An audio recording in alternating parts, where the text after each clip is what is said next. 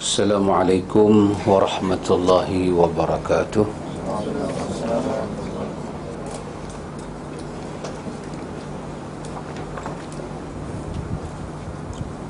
Alhamdulillah Rabbil Alamin,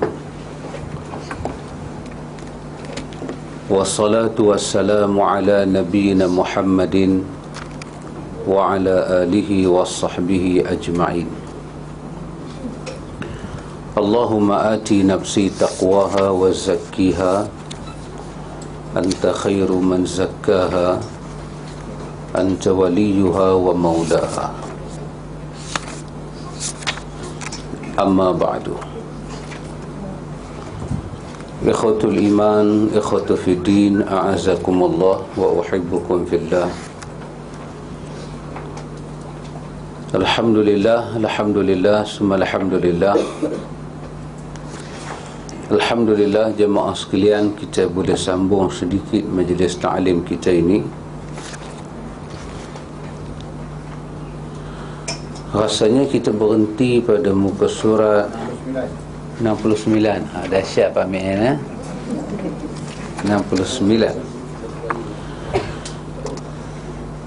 Ayat yang ketujuh, para sahabat, iaitu daripada ayat 68. Wa man yushaqiqir rasula min ba'di ma tabayyana lahul huda wa yattabi' ghayra sabilil mu'minin nuwallihi ma tawalla wa nuslihi jahannam wa sa'at masira. Iaitu di sini ada suatu petunjuk, ada suatu bimbingan daripada Allah sendiri. Barang siapa yang menentang Rasul sesudah jelas kebenaran baginya dan mengikuti jalan yang bukan jalan orang mukmin. Siapa yang tidak mengikut sabilal mu'minin. Sabilal mu'minin di sini ialah para sahabat. Sesiapa yang menentang setelah datang kepada mereka al-huda, petunjuk, dan petunjuk itu datang dalam keadaan tabayyin, terang jelas, dia tentang. Daripada sini para ulama kita kata, ada orang kalau kita sampaikan kepada dia maksud sesuatu benda tapi dia tak jelas, selagi mana dia tak jelas, artinya dia tak faham dan dia tak ikut, itu kita tak boleh masukkan dia di dalam dia menentang. Tak boleh, sebab dia tak jelas. Sifat orang menentang ini ialah tabayyana lahu al-huda. Benda tu jelas dan dia tentang, dia masuk dalam penentangan. Dan dia tahu jalan yang dia ambil itu wa yattabi' ghayra sabilil mu'minin. Yang sedang dia ikut itu bukan jalan orang mukmin. Sehingga Allah menyatakan dia berada di, Allah menafikan jalan dia mukmin. Habis. Maka mestilah kita berusaha ikhwan supaya kita berada di atas jalan orang-orang yang mukmin. Jalan orang mukmin yang pertama adalah para sahabat. Orang mukmin yang pertama adalah para sahabat. Iman mereka telah disahkan oleh Al-Quran, jalan mereka telah dibenarkan oleh Al-Quran.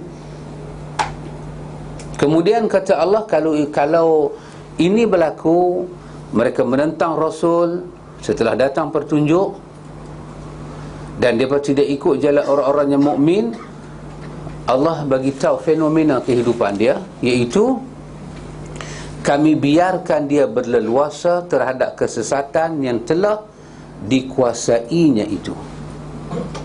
Jadi memang jalan sabilal mukminin dia akan dominan tak mana-mana. Allah biarkan. Biar tu bukan kerana Tuhan redha, tidak. Nah, dalam Al-Ibanah oleh Imam Abu Hasan Al-Asy'ari, Imam Abu Hasan Al-Asy'ari menyatakan takdir Allah ni ada dua jenis.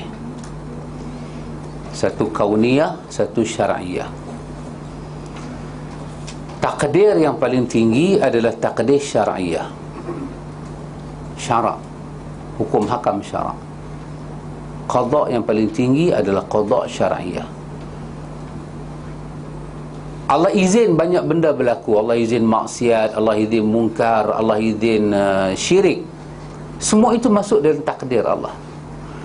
Tetapi dia berada pada bab takdir yang Allah tidak redha dengannya. Allah tak pernah redha. Syarak adalah takdir yang Allah redha. Orang tipu orang, Tuhan tak redha, tapi Tuhan izin. Tuhan izin berlaku. Maka izin Allah bukan bermakna redha.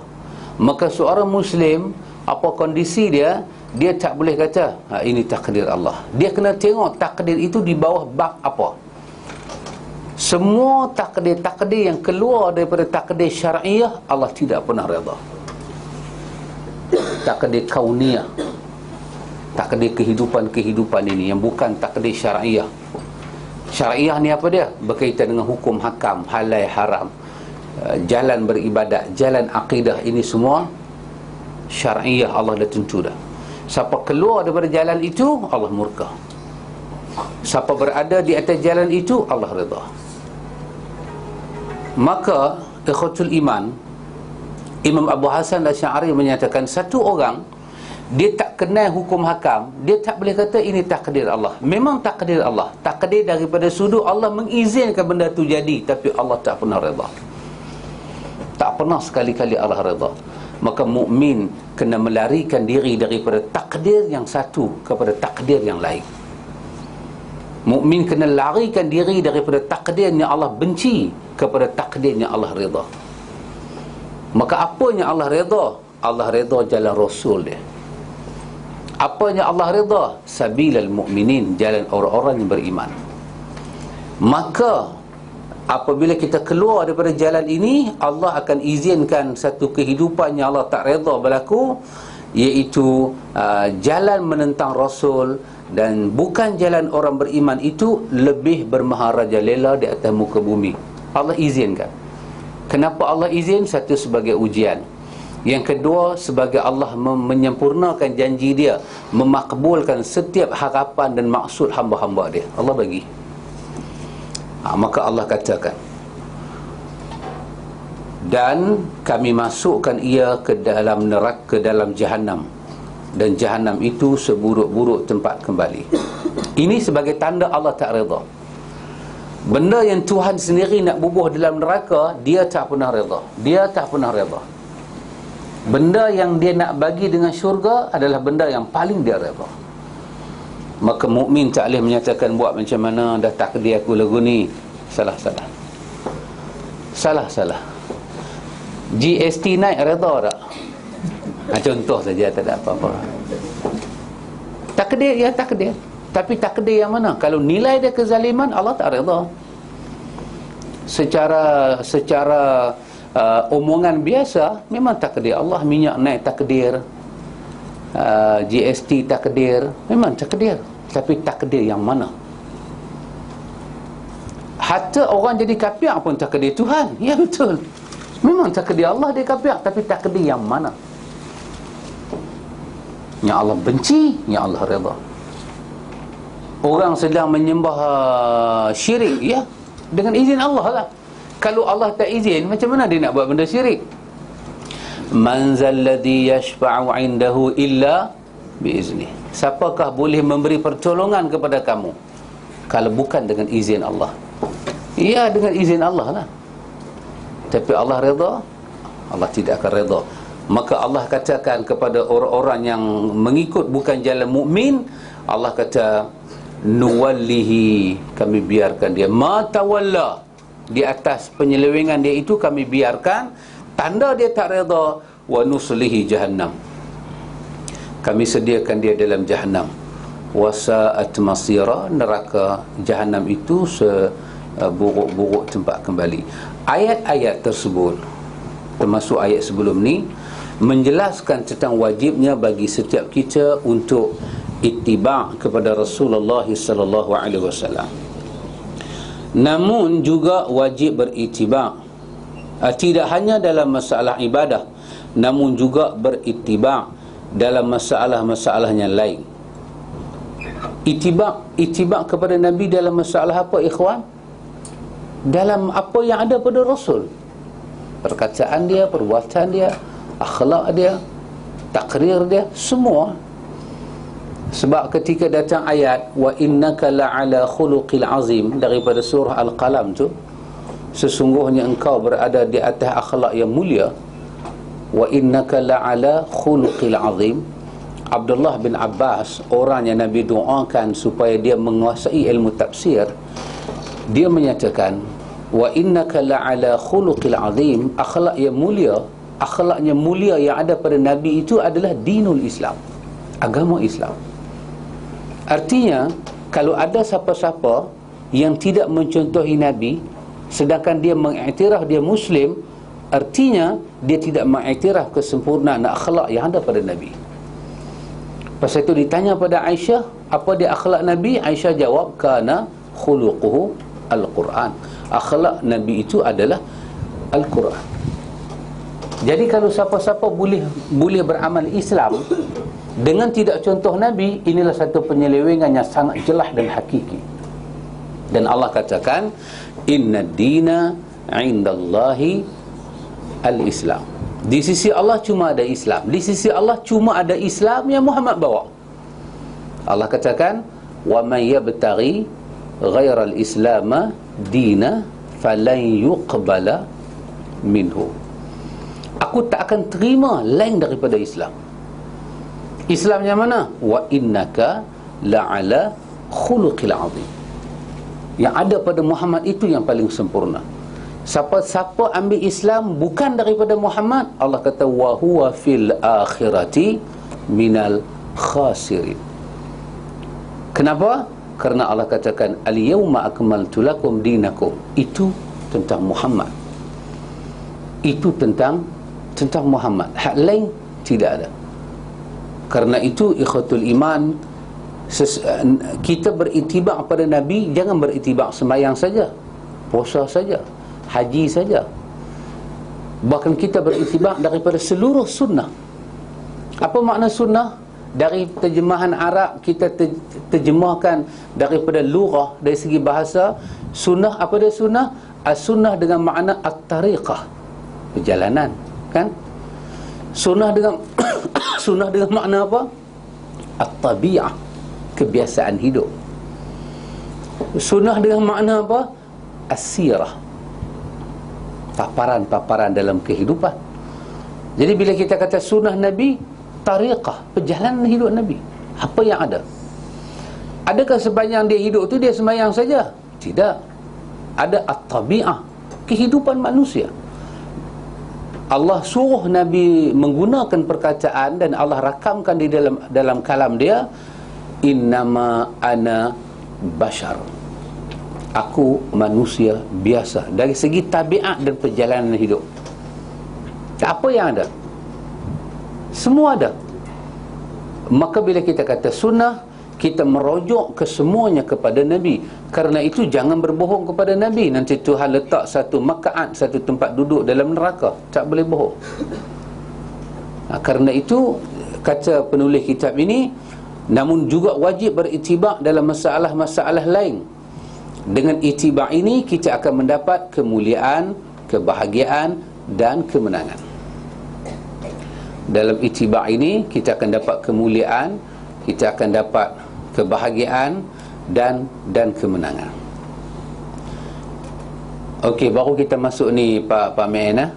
Para sahabat radhiyallahu anhum, mereka mendapatkan kemuliaan, kemenangan dan izzah dengan sebab mereka ittiba' kepada Rasulullah sallallahu alaihi wasallam. Izzah bermakna dalam hidup ini Allah beri kepada mereka nilai-nilai yang tinggi dari segi kemuliaan orang pandang. Itu makna izzah. Orang tengok mereka itu, orang nampak kemuliaan.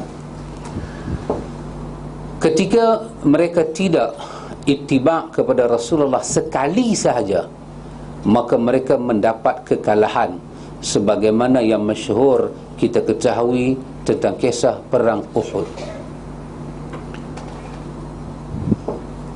Orang kata sebahagian ahli bahasa sirah, bukan semua para sahabat yang tak dengar cakap Nabi dalam perang Uhud, tetapi tercatat di kalangan para sahabat itulah hari pertama, itulah sejarah yang awal, sejarah yang akhir yang dapat dipahak dalam sejarah. Mereka bukan tak dengar, mereka dengar, tapi dengar tu tak habis. Arahan Nabi suruh duduk atas bukit, mereka dengar. Cuma yang tak habis itu apa dia? Nabi kata, perang ni habis ke, perang ni tak habis ke, kamu di atas bukit pemanah. Tetapi mereka merasakan arahan itu telah pun berakhir. Bukan merancang, tak, tapi tidak merujuk kembali pada Nabi. Itulah kisah pertama yang Quran menyatakan kamu kalah punca daripada diri kamu kerana kamu tidak mendengar perkataan Rasulullah. Inilah pertama kes yang wujud di kalangan para sahabat. Kemudian mereka tak wujud dah. Tapi perang di mana para sahabat waktu itu mendapat kekalahan kerana pasukan pemanah tidak taat kepada Rasulullah sallallahu alaihi wasallam, dan itu disebabkan kerana perbuatan mereka. Allah berfirman, awalamma asabatkum musibatun qad asabtum mislaiha qultum anna hadha qul huwa min indi anfusikum innallaha ala kulli syai'in qadir. Dan mengapa ketika kamu ditimpa musibah pada peperangan Uhud, padahal kamu telah menimpakan kekalahan 2 kali lipat kepada musuh-musuhmu pada peperangan Badar, kamu berkata, dari mana datangnya kekalahan ini? Katakanlah itu dari kesalahan diri kamu sendiri. Sesungguhnya Allah Maha berkuasa atas segala sesuatu. Sekali sahaja ikhwan, sekali sahaja boleh dirasakan hidup ni dah tak ada berkat. Boleh dirasakan. Siapa yang akan rasa ni ya ikhwan? Mukmin. Yang tak mukmin dia tak boleh rasa apa-apa. Apa yang tak mukmin nak rasa? Bahkan dia rasa bahagia dia keluar daripada jalan orang-orang yang mukmin. Yang lebih menyedihkan lagi, umat Islam saat ini sudah sangat jauh daripada ittiba' kepada Rasulullah sallallahu alaihi wasallam. Bahkan mereka mengerjakan syirik dengan bangga. Mereka juga melakukan perbuatan bid'ah, melakukan kemaksiatan dan lainnya yang menjadi sebab kehinaan bagi mereka. Maka tarbiyah pendidikannya harus diutamakan kepada umat ini, iaitu harus mengikuti perkataan Allah dan perkataan Rasulnya sebagaimana yang dilakukan oleh para sahabat radhiyallahu anhum. Manhaj kita ikhwan, nak kembalikan balik, kita nak faham perintah-perintah dan larangan dalam agama ini kepada zaman asal balik. Satu je, satu saja. Ini yang menjadi masalah besar, perbalahan yang besar. Ima orang faham bahasa kita, ima dia tak faham. Satu saja. Tapi kadang-kadang apa yang kita cakap dia sokong. Dia sokong dari segi perkataan kita guna, tapi bila kita nak melaksanakan, dia kata tak boleh. Kita kata, salahkah kita? Salahkah? Tak mana salah. Kalau ada salah tu tolong tunjuk. Kita cuba nak faham agama ini seperti mana para sahabat faham ketika mereka dengar daripada mulut Nabi. Itu saja. Turun ayat zakat, Nabi bincang tentang zakat. Orang yang pertama zakat adalah para sahabat. Mesti dia pun lebih tahu daripada kita. Kita kata sebijak alim ulama kita hari ini, sahabat lebih faham daripada alim ulama kita. Dan alim ulama kita menjadi bijak kerana dia boleh memahami maksud kehidupan para sahabat.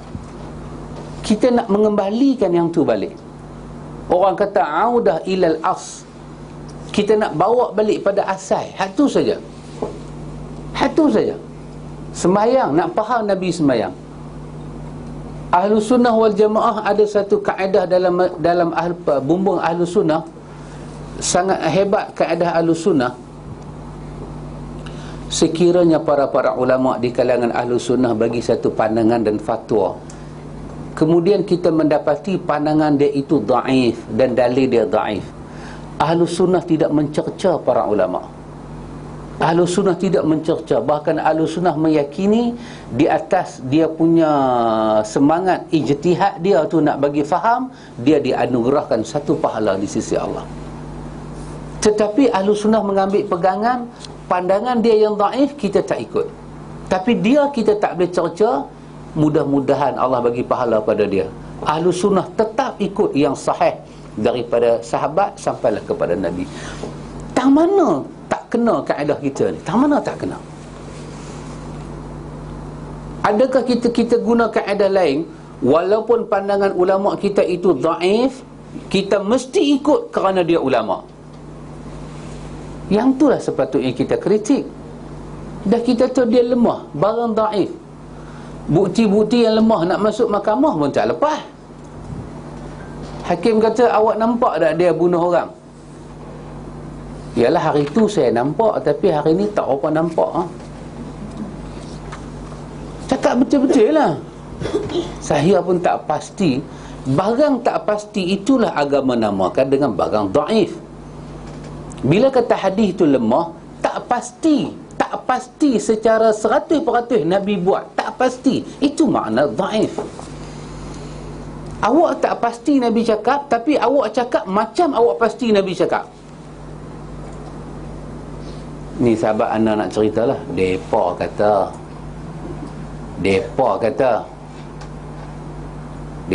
entah tak betul. Anak tak kata depa. Kalau salah depa, salah lah kan. Macam mana hang boleh cakap lagu tu? Hang siapa yang kata? Orang Arab kata apa dia? Orang Arab kata apa? Qila wa qala, kan? Depa kata. Depa tu siapa dia? Tak tahu. Macam mana hang tak tahu keluar daripada mulut siapa, tapi hang dah pukul canang dah?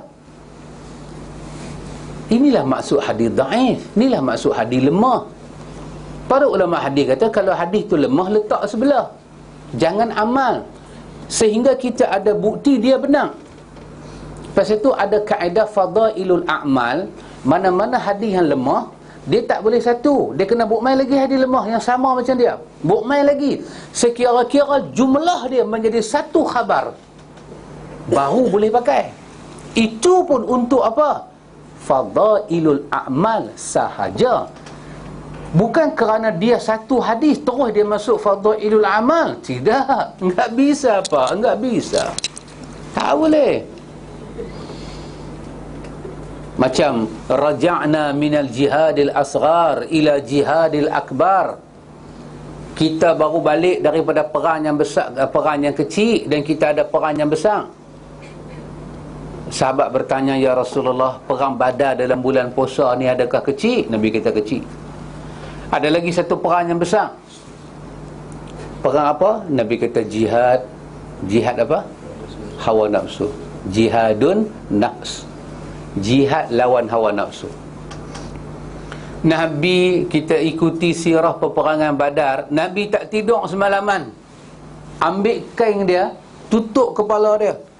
Esok nak jadi perang, Allahumma intahlik hadhil asabah fa innaka lan tu'bad. Ya Allah, kalau jadi dua benda aku takut. Yang pertama, tentera-tentera daripada Muhajirin dan Ansar kalau tarik diri. Kalau buatlah seorang dua tarik diri, ya Allah, binasalah kami hari ini. Nabi minta kesetiaan Muhajirin, Nabi minta kesetiaan Ansar. Semua bagi setia. Lepas tu Nabi kata, ya Allah, kalaulah tentera ni mati dan mereka gugur semua, tidak ada siapa nak sembah dah kamu di atas muka bumi. Ali kata, aku tak pernah tengok keadaan yang paling dahsyat melainkan malam besok nak terjadinya Badar. Nabi begitu cemas dan takut. Tiba-tiba riwayat ni kata perang tu kecil. Perang tu kecil, kan? Kan ada riwayat Ustaz Yuk tengok, kan? Apa dia katakan diambil apa? Hamzah punya tarik Hamzah punya orang putih panggil hat. Tak berarti dalam Melayu sangat, kan? Dia ambil jantung Hamzah ni, diambil. Cerita anak abang kata Badar tu besar, diambil jantung Hamzah. Hindun kononnya ambil. Mamah tikam pisau, tarik, buka macam pakar jantung, buka. Senang kan nak turun ni, nak bagi patah tulang-tulang tu, nak buka, cari spare part besi tak mana tu. Doktor nak buka, betul lah doktor ni, kita nak buka kopak ni, Tapi Hindu ni perempuan kuat riang dia. Dia tikam sekali, dia tarik tu patah tulang, perang patah. Buka, tarik jantung, gunting, gigit, balin atas jasad Hamzah. Tak cukup, ambil pisau, potong telinga, potong hidung, semua turun tak kenal. Nabi punya hati sakit hari itu, Allah Maha mengetahui.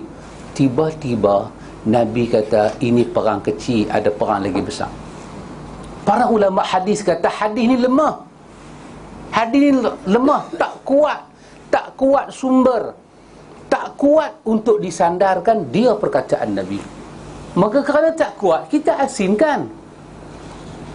Kalau kita nak pakai dia juga, kita kena cari sokongan lain. Ada tak hadis sahih seumpama makna dengan dia? Ada tidak ada?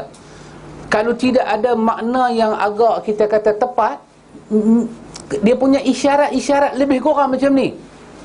Sampailah hari ini pakar-pakar hadis seperti Ahmad Syakir, seperti Shu'aib Arnaud, akhirnya Albani rahimahullah dah mati dah. Mereka cari dan mereka kata kami tak jumpa sokongan dia. Maka lemahlah riwayat ni nak kata Nabi berucap ketika balik daripada perang Badar. Bukan ucapan Nabi. Kita nak kata ucapan Nabi bukti tak kuat. Kalau bukti tak kuat, kita tuduh juga Nabi cakap. Hadis menyebut man kazzaba alayya muta'ammidan. Siapa yang tak cukup bukti tapi dia kata juga aku kata, satu tempat duduk dalam neraka. Kaedah ni lah kita pakai. Kita tak mau cakap hadis sombrono. Kaedah ni lah kita pakai. Kita tengok nilai hadis, kita baca kedudukan hadis. Tiba-tiba orang tak boleh terima kaedah kita pakai ni. Dia nak juga bila sebut dhaif, apa salahnya dhaif? Come on baby, don't tell me that. Hang tanya apa salahnya dengan dhaif? Pergi tanya hakim dalam mahkamah, apa salahnya dengan kes-kes dhaif macam ni? Kerana itu tidak boleh sebarangan. Apa tak kena kaedah kita? Bila para ulama ambil hadis yang lemah, membawa hukum, maka lemahlah riwayat. Seperti kita kata, ni contoh, bukan berkelai apa, contoh saja, contoh bagi sakit hati sikit aja, tak ada apa-apa, contoh-contoh biasa. Dalam mazhab Syafi'i, kalau kita sembahyang subuh, sama ada kita terlupa baca kunut atau sengaja kita tinggal. Kita tinggal dengan sengaja ataupun kita tinggal dengan terlupa, maka apa kita kena buat? Sunat kita sujud sahwi. Kerana baca kunut subuh dalam mazhab Syafi'i termasuk sunat ab'ad. Kan dalam fiqh mazhab Syafi'i yang kita duk belajar, sunat sembahyang ada hay'ah, ada ab'ad. Sunat hay'at ni apa dia? Sunat-sunat yang kalau kita tinggal tak ada sujud sahwi. Macam baca a'udzubillah, macam kita baca iftitah. Ini semua sunat hay'ah. Dia bagi cantik sembahyang tu. Tapi ab'ad, sunat yang kalau kita tinggal, dia menghampiri, dia macam menghampiri nak meninggalkan rukun. Seperti tinggal tahiyat awal, seperti duduk tahiyat awal tapi tak baca tahiyat, seperti kunut. Maka para ulama ambil bab ini berbincang. Orang yang pertama sembahyang adalah Nabi. Kalau kita kata baca kunut, maka tentulah Nabi yang baca kunut. Maka para ulama cari dalam bab-bab macam ni dalam hadis. Para ulama buka bab sujud sahwi Rasulullah. Bukhari buka, Muslim buka, semua kutubus sunnah buka. Ulama jumpa hadis Nabi lebih rakaat, Nabi buat rakaat lebih, Nabi buat sujud sahwi. Nabi pernah terkurang rakaat, Nabi buat sujud sahwi. Nabi pernah tinggal tahiyat awal, Nabi sujud sahwi. Dalam sepanjang riwayat tu, para ulama tak pernah jumpa satu riwayat Nabi tertinggal kunut dan Nabi sujud sahwi. Tak ada riwayat ni. Tak ada. Demi Allah tak ada. Yang cari ni bukan dewan apa nama DBKL. Yang cari ni ulama hadis. Mereka yang ada kecokohan dalam ilmu hadis, yang benda mereka nampak kadang-kadang kita tak nampak. Kita tak tahu tentang hadis. Ilmu mereka lebih banyak tentang hadis berbanding jahil mereka. Akhirnya mereka memutuskan Nabi pernah tinggal sujud, Nabi pernah tinggal tahiyat awal, dan baginda kita kata tampung dengan sujud sahwi. Tapi tidak ada dicatatkan Nabi pernah. Antum bayang, selama tu Nabi sembahyang, Nabi pernah terlupa sujud sahwi. Sujud sahwi pernah tinggal, tahiyat pernah tinggal, rakaat pernah terlebih, pernah terkurang, pernah. Takkanlah kunut tak pernah tinggal. Semua pernah jadi. Bahkan balik perang pernah tertidur sampai cerah, pernah jadi. Pasal apa? Innama ana bashar, aku manusia. Kalau perang sampai tak letih, itu bukan manusia. Yang ni mesti Nabi makan apa-apa ni. Nabi manusia letih, pening kepala, ghaflah ni semua, lapar, semua biasa sebagai manusia. Maka kata para ulama, adapun pandangan mazhab Syafi'i berkenaan dengan kalau tinggal kunut sujud sahwi, pandangan ini pandangan yang dhaif. Kenapa? Tak boleh dibuktikan daripada Nabi. Tiba-tiba ada orang marah. Ada orang marah. Pandai-pandai mereka kata dhaif. Mereka siapa? Ditanya kita siapa? Ditanya kita siapa? Kita kata tak ada siapa-siapa, bukan wakil rakyat, bukan siapa. Cuma riwayat tak ada. Dah tak cari tak ada. Lagu tu dia cakap. Cuba cari tengok. Dah bukan kita yang cari, muhaddisi yang cari. Muhaddisin yang cari. Bukan zaman ni orang cari. Orang dah cari zaman Bukhari. Orang dah cari zaman Ahmad. Orang dah cari zaman wujudnya muallif sahibus sunan ini. Orang yang menulis kitab hadis itu, mereka cari zaman mereka. Maka kenapa orang tak boleh terima kaedah ini? Kadang-kadang lebih teruk kedudukan kita. Kita kata tengok mereka ni sikit-sikit hadis Nabi, sampai tak mau pakai orang lain langsung. Antum cakap lagu tu cakap apa? Dia mau hadis Nabi ni kurang sikit. Kalau boleh amalan Tok Wali, amalan Tok Wali, amalan kawan tu. Tok Wali tu tak kena GST, Tok Wali tak bayar tol. Orang lain kena bayar. Dia ni sampai ke palang tol, palang tu naik sendiri. Nak tanya apakah amalan Tok Wali ni? Tok Wali kata amalan saya senang, isaplah rokok hari-hari, tol tu pun tak mau bayar. Ini kita kata tak betul, ikhwan. Ini manhaj yang salah. Antum tengok apa Imam Imam Abu Abdillah sebut. Baik, sudah yang lebih menyedihkan, yang lebih menyedihkan lagi, umat Islam saat ini sudah jauh dari ittiba' kepada Rasulullah sallallahu alaihi wasallam. Bahkan mereka mengerjakan syirik dengan bangga. Mereka juga melakukan perbuatan bid'ah, melakukan maksiat dan lain yang menjadi sebab kehinaan bagi mereka. Maka tarbiyah pendidikannya harus diutamakan pada umat ini, iaitu harus mengikuti perkataan Allah dan perkataan Rasul sebagaimana yang dilakukan oleh para sahabat. Had ni kita duk terang hari-hari, ikhwan, supaya mereka faham manhaj ini. Tengok kata apa Abu Bakar sebagai contoh. Abu Bakar As-Siddiq radhiyallahu anhu, seorang sahabat yang dijamin oleh Allah masuk syurga. Antum boleh, kita boleh apa? Kita boleh tak menguasai benda-benda macam ni? Bila sebut Abu Bakar ataupun sahabat lain yang kita katakan mereka ini ahli syurga, kita boleh bayang tak? Ahli syurga ni maksud apa? Nak kata apa? Mereka telah dijamin masuk syurga. Nak kata apa? Ni cakap bahasa Penang kan. Orang Penang kata yang kita duk tungi langgang ni. Orang Kuala Lumpur kata kita semayang, kita puasa. Orang Penang kata panggil tungi langgang. Punya mengkak bahasa dia pakai. Tungi langgang. Yang kita duk tungi langgang ni untuk apa? Kalau saya tanya kita ni, orang lelaki-lelaki, kenapa tak buat maksiat? Kenapa tak mendedahkan aurat? Kenapa macam ni? Salah satunya nak menjauhi larangan-larangan Allah supaya boleh masuk syurga. Supaya boleh masuk syurga. Ya.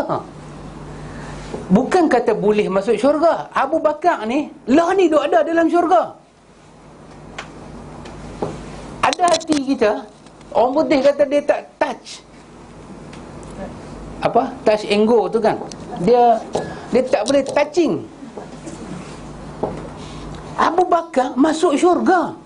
Bukan kata Abu Bakar masuk syurga ni kerana dia pergi betapa gunung Jerai ke gunung Semanggi ke, tak. Yang kata Abu Bakar masuk syurga ni lidah, mulut, bahasa Rasulullah. Kita ni kalau boleh jumpa Tok Wali, macam mana kita punya seronok. Tak tahu boleh ambil satu gambar wali tu, oh Allah, wali tu pula tak pakai baju, lagi kita seronok ambil gambar dengan dia. Apa ada pada wali? Manusia biasa. Rasulullah bukan manusia biasa, dia Rasulullah. Kalau dia kata kau ahli syurga, Allah menjadi penjamin kawan tu ahli syurga. Abu Bakar di atas mulut Nabi ahli syurga. Tak maukah kita beragama tengok orang ni? Dia semayang belakang Nabi, dia tahiyat belakang Nabi, dia sayang ke Nabi, dia hijrah dengan Nabi. Apa dia kata? Kata Abu Bakar ahli syurga ni, lastu tarikan syai'an kana Rasulullah sallallahu alaihi wasallam ya'malu bihi illa amiltu bih. Fa inni akhsha in taraktu syai'an min amrihi an azira. Hadis Bukhari.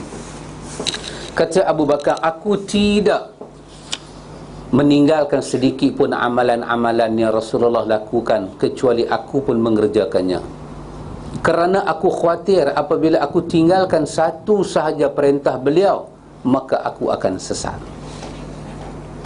Abu Bakar kata, aku tak akan tinggal sikit pun amalan Rasulullah. Sunnah Rasulullah ni sikit pun aku tak tinggal. Kalau aku tahu lah, yang mana aku tak tahu lagi lah. Macam kita, apa yang kita dah tahu, yang kita dah tahu jangan tinggal. Yang kita tak tahu lagi, tak tahu lagi lah. Yang tu tak masuk kes lah. Yang tak tahu macam mana nak buat, tak tahu lagi. Tapi yang kita dah tahu, kita buat macam kita tahu. Kita tahu kedudukan dia, kita tahu penjelasan dia, buat macam tu. Kenapa? Kerana aku bimbang. Fa inni akhsha, aku takut kalau aku tinggal satu sahaja daripada urusan Nabi, aku akan jadi sesat. La tu juga.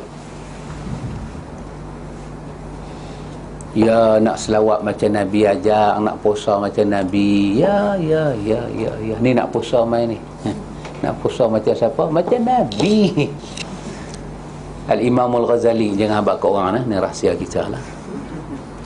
Al-Imam Ghazali dalam Ihya, setelah Al-Ghazali buka mulut, penulis-penulisnya lain kutip daripada buku Al-Ghazali, tanpa mereka mau meneliti, tanpa mereka mau berfikir.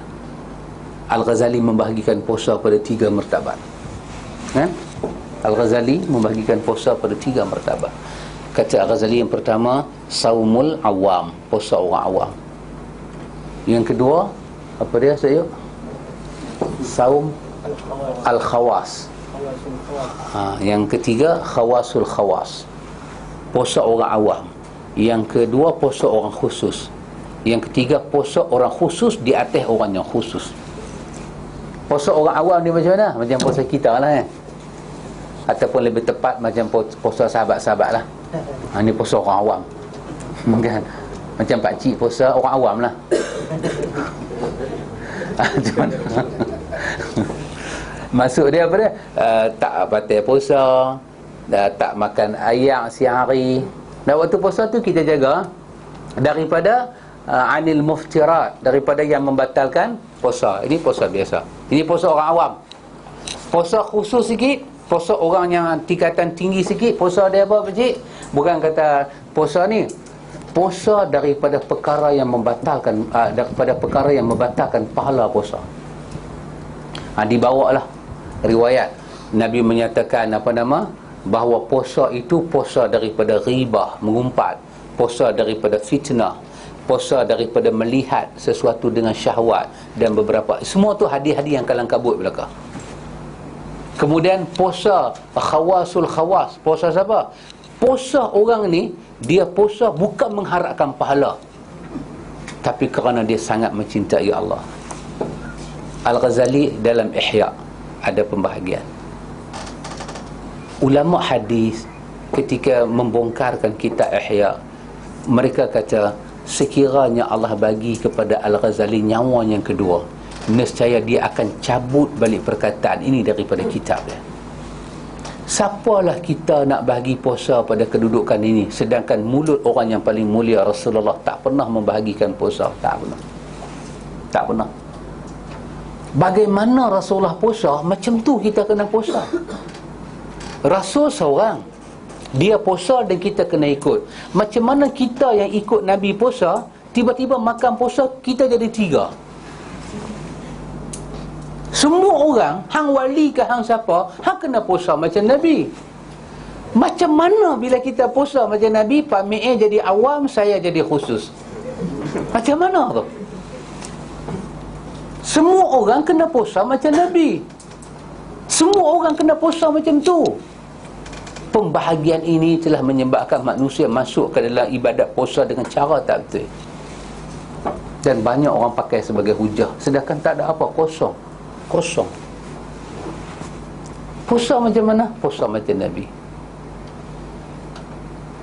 Ada perempuan datang kepada Nabi, ya Rasulullah, aku sakit perut, aku tak tahan nak buka puasa, aku rasa nak muntah ya Rasulullah, tolong aku. Nabi kata muntah. Tiba-tiba perempuan ni dia layan perut dia, dia muntah sekali, keluar apa? Keluar daging, keluar darah. Apa Nabi kata kepada dia? Sesungguhnya kau telah berpuasa tapi kau mengumpat orang, maka kau telah memakan daging saudara kau sendiri.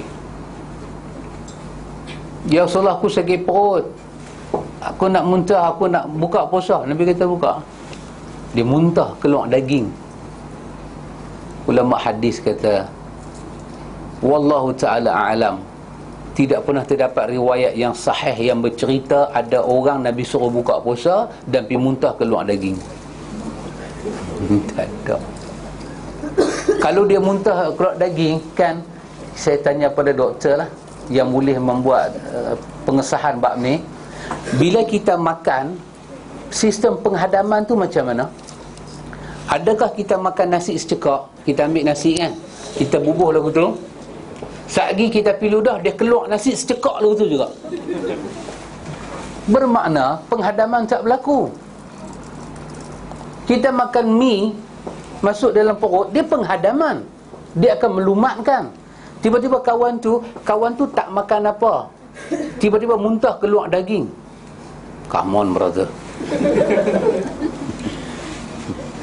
Kata Imam Ibn Jauzi, ghairul maqul, tanda hadis tu palsu, tak masuk akal. Tak masuk akal. Tapi hadis-hadis macam ni digembar-gemburkan dengan bulan Ramadan. Dengan bulan Ramadan. Yang ni yang kita kata jangan. Riwayat sahih banyak tu ada. Baca riwayat sahih. Baca Bukhari, baca Muslim, baca Ahmad, baca Riyadhus Salihin. Banyak riwayat-riwayat yang sahih. Kita tinggal satu je cara Nabi, kita tak ada apa ikhwan. Antum bayang kalau kita masuk dalam bulan Ramadan, kita masuk dalam bulan Ramadan dengan cerita-cerita yang tak sabit daripada Nabi, kita lah ni duk harap apa sebenarnya? Yang nak bagi pahala Allah. Jalan yang kita kena ambil puasa, jalan sunnah Nabi. Tiba-tiba kita pergi ambil jalan orang lain, ghaira sabilil mu'minin, siapa nak bagi pahala ke kita? Ini satu perkara yang besar, ikhwatul iman. Ini kata Abu Bakar, aku takkan tinggal cara Nabi. Imam Abu Abdullah bin Ubaidillah bin Muhammad bin Battah, dia mati, dia wafat pada tahun 387 Hijrah. Dalam kitab dia Al-Ibanah, dia kata, wahai saudaraku, Abu Bakar As-Siddiq, As-Siddiqul Akbar. As-Siddiqul Akbar maksud dia apa? Dialah ketua dalam membenarkan Rasulullah. Orang macam kita membenarkan Rasulullah, tapi kita punya membenar Rasulullah, dia adalah ketua di kalangan orang yang paling benar. Siddiqul Akbar. Dahsyat pembenaran dia tu, begitu dahsyat, sangat luar biasa. Dia takut apabila kesesatan menimpa dirinya jika dia menyalahi perintah Nabi Muhammad sallallahu alaihi wasallam.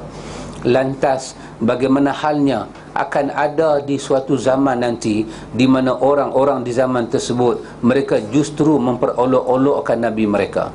Mereka memperolok-olok perintah Rasulullah sallallahu alaihi wasallam. Mereka berbangga dengan menyalahi sunnah Rasulullah sallallahu alaihi wasallam. Sungguh kita memohon kepada Allah dari ketergelinciran dan kita memohon keselamatan dari amal yang jelek ini. Sekarang ini kita berada pada abad ke-15 Hijrah. Ibnu Battah yang hidup pada abad ke-4 Hijrah telah mengingatkan bahawa nanti akan ada di tengah umat Islam yang mencela sunnah Rasulullah, dan hal ini telah terbukti pada zaman sekarang. Dan orang-orang yang membenci serta mencela sunnah Rasulullah bukan sahaja dari golongan orang-orang awam, tapi juga daripada para ustaz, da'i dan kiai. Hak ni tak tahu nak cakap. Hak ni boleh baca lah, cakap tak berani cakap. Seharusnya mereka sebagai kaum muslimin tidak boleh mencela sunnah-sunnah Rasulullah, bahkan wajib membela sunnah-sunnah Rasulullah dan wajib memenuhi konsekuensi dari kalimah tersebut, iaitu mereka wajib ittiba' pada Rasulullah sallallahu alaihi wasallam. Tetapi mengapa mereka masih melecehkan dan meninggalkan sunnah-sunnah Nabi yang mulia dengan mencela dan menghina sebahagian daripada penuntut ilmu yang mengamalkan sunnah-sunnah baik dalam tulisan maupun ceramah-ceramah mereka. Hal ini akan menyebabkan kekufuran munafik sebagaimana yang tersebut pada ayat Al-Quran, فَلْيَحْذَرِ الَّذِينَ يُخَالِفُونَ عَنْ أَمْرِهِ أَنْ تُصِيبَهُمْ فِتْنَةٌ أَوْ يُصِيبَهُمْ عَذَابٌ أَلِيمٌ. Maka hendaklah hati-hati orang-orang yang menyalahi perintah Rasulullah sallallahu alaihi wasallam, takut akan ditimpa cobaan atau difitnah azab yang sangat pedih. Itu zaman dulu. Imam Ibnu Battah cakap zaman dulu. Zaman antum boleh bayang. Lepas itu kan, kalau kita kata sahajalah benda ni tak akan jadi, kalau para sahabat hidup dan mereka melihat cara kita memahami sunnah, apa agak-agak penilaian mereka kat kita. Tapi melepok orang mati duk ratib la ilaha illallah. Kenapa nak tolong orang mati? Seolah-olah Nabi ni tak reti tolong orang mati. Antum ingat balik apa Imam Ahmad nilai bid'ah? Siapa buat bid'ah? Siapa kata bid'ah boleh buat? Imam Ahmad nilai apa?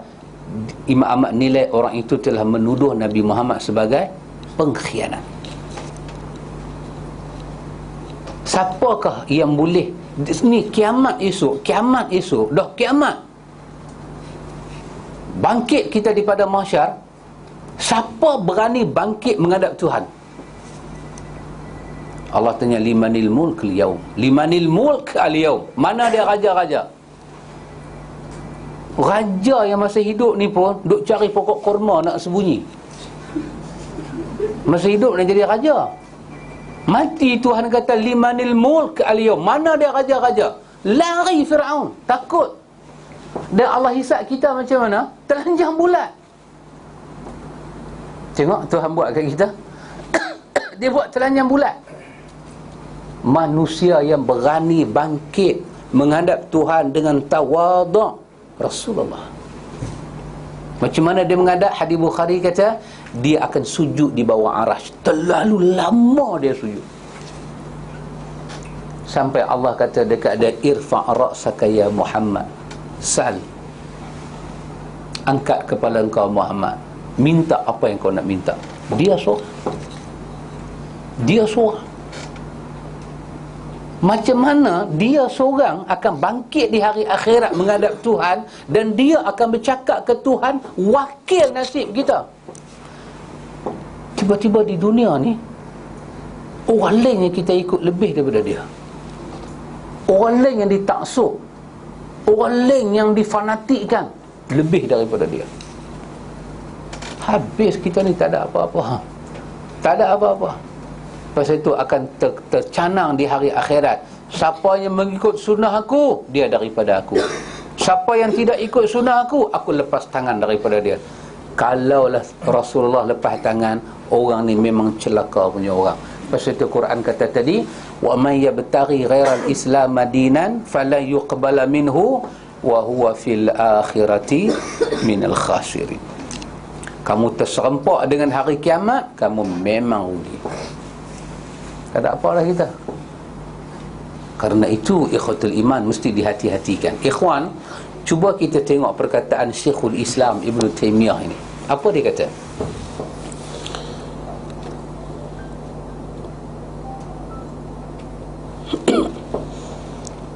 Syekhul Islam Ibn Taymiyah rahimahullah menjelaskan tentang orang-orang yang membenci dan tidak mau mengikuti sunnah, tidak menyampaikan sabdaan-sabdaan Rasulullah sallallahu alaihi wasallam.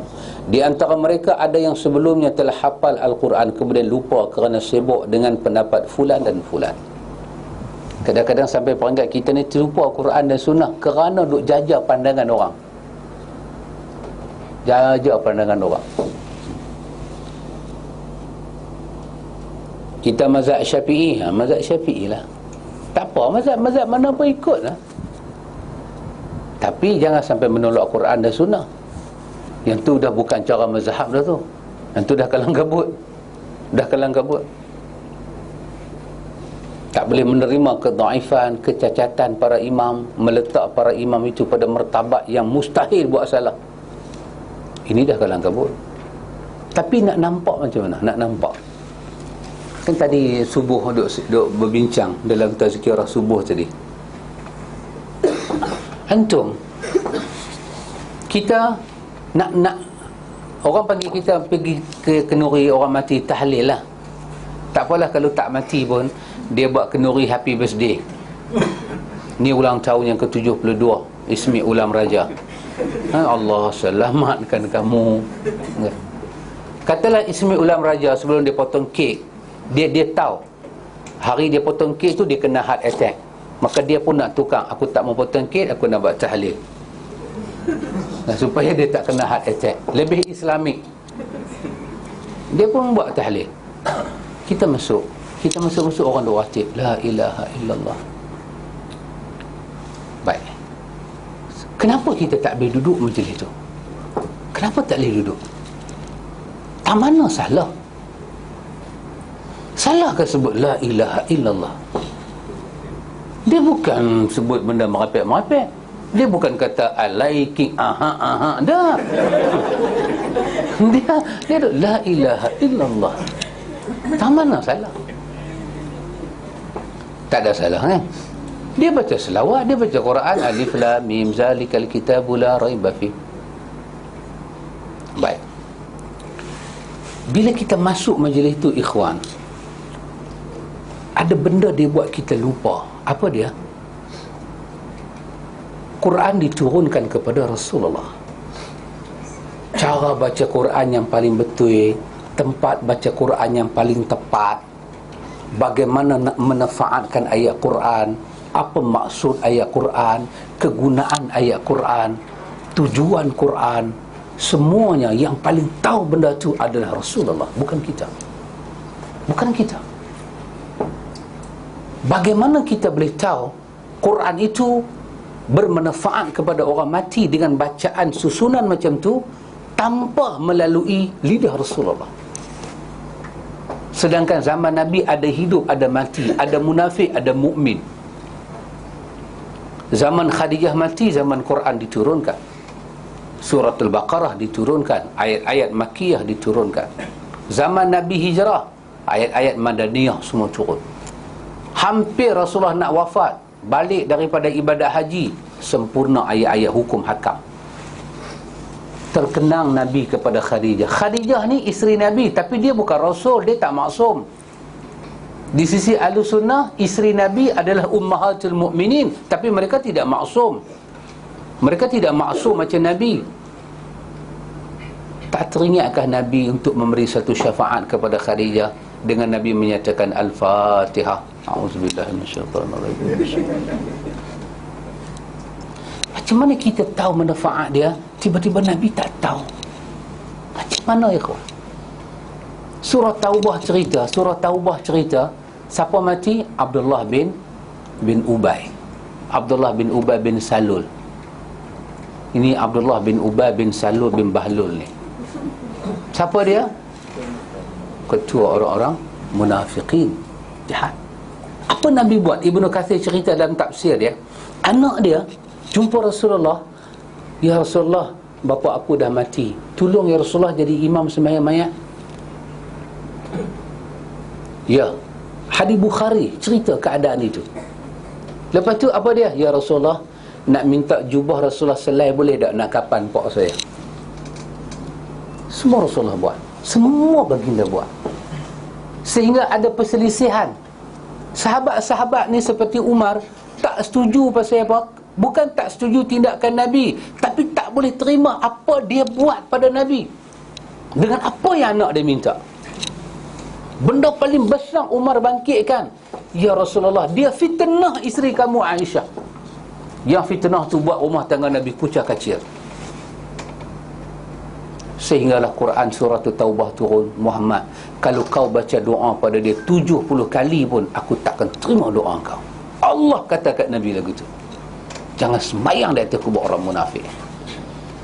Nabi nak tolong dia macam mana? Nabi tolong dengan bagi jubah, Nabi tolong dengan jadi imam, Nabi tolong dengan berdoa. Bahkan Ibnu Katsir kata ketika mayat dia nak masuk, nak dikafan, Nabi ambil ayat liuk Nabi sapu kat badan dia. Mudah-mudahan api neraka tak sentuh dia. Allah kata Muhammad, pi asfali, pi darki asfali minan nar. Dia ni bukan kata tak masuk syurga, aku bagi pada neraka yang paling dahsyat kat dia. Yang kapiang tak masuk, dia masuk. Kata Imam Syafi'i, tak teringatkah Rasulullah betapa Fatihah itu boleh membantu orang mati? Ini keadaan memerlukan. Inilah orang yang paling perlu dibantu ini. Tapi Nabi tak pernah kata qul huwallahu ahad, Allahus samad. Tak pernah. Bila kita duduk majlis macam tu, tergambar di kepala kita, cara siapa kita nak tolong orang mati ni? Kita sedang guna cara siapa ni? Cara siapa? Cara Rasulullah, baginda cuci tangan. Tak ada. Kalau orang kata pada kita, apa salahnya? Kita nak terang kat dia tak mampu lah. Tapi terfikir di kalangan kita, apa aku duk buat ni? Adakah keadaan kita nak tolong si mati itu secemas keadaan Nabi nak tolong Abdullah bin Ubay itu? Terlalu cemas Nabi, terlalu cemas, takut Tuhan tak terima doa dia. Semua Nabi buat. Gamaknya masa tu Nabi tak hafal Yasin kot. Boleh tak kita kata lagu tu? Tak boleh, kawan. Ini peringkat Madaniyah, penyempurnaan Quran mula nak memenuhi bumi Madinah. Menyebabkan kita terfikir, ya Allah, adakah cara aku lebih baik daripada cara Rasulullah? Dia Rasulullah.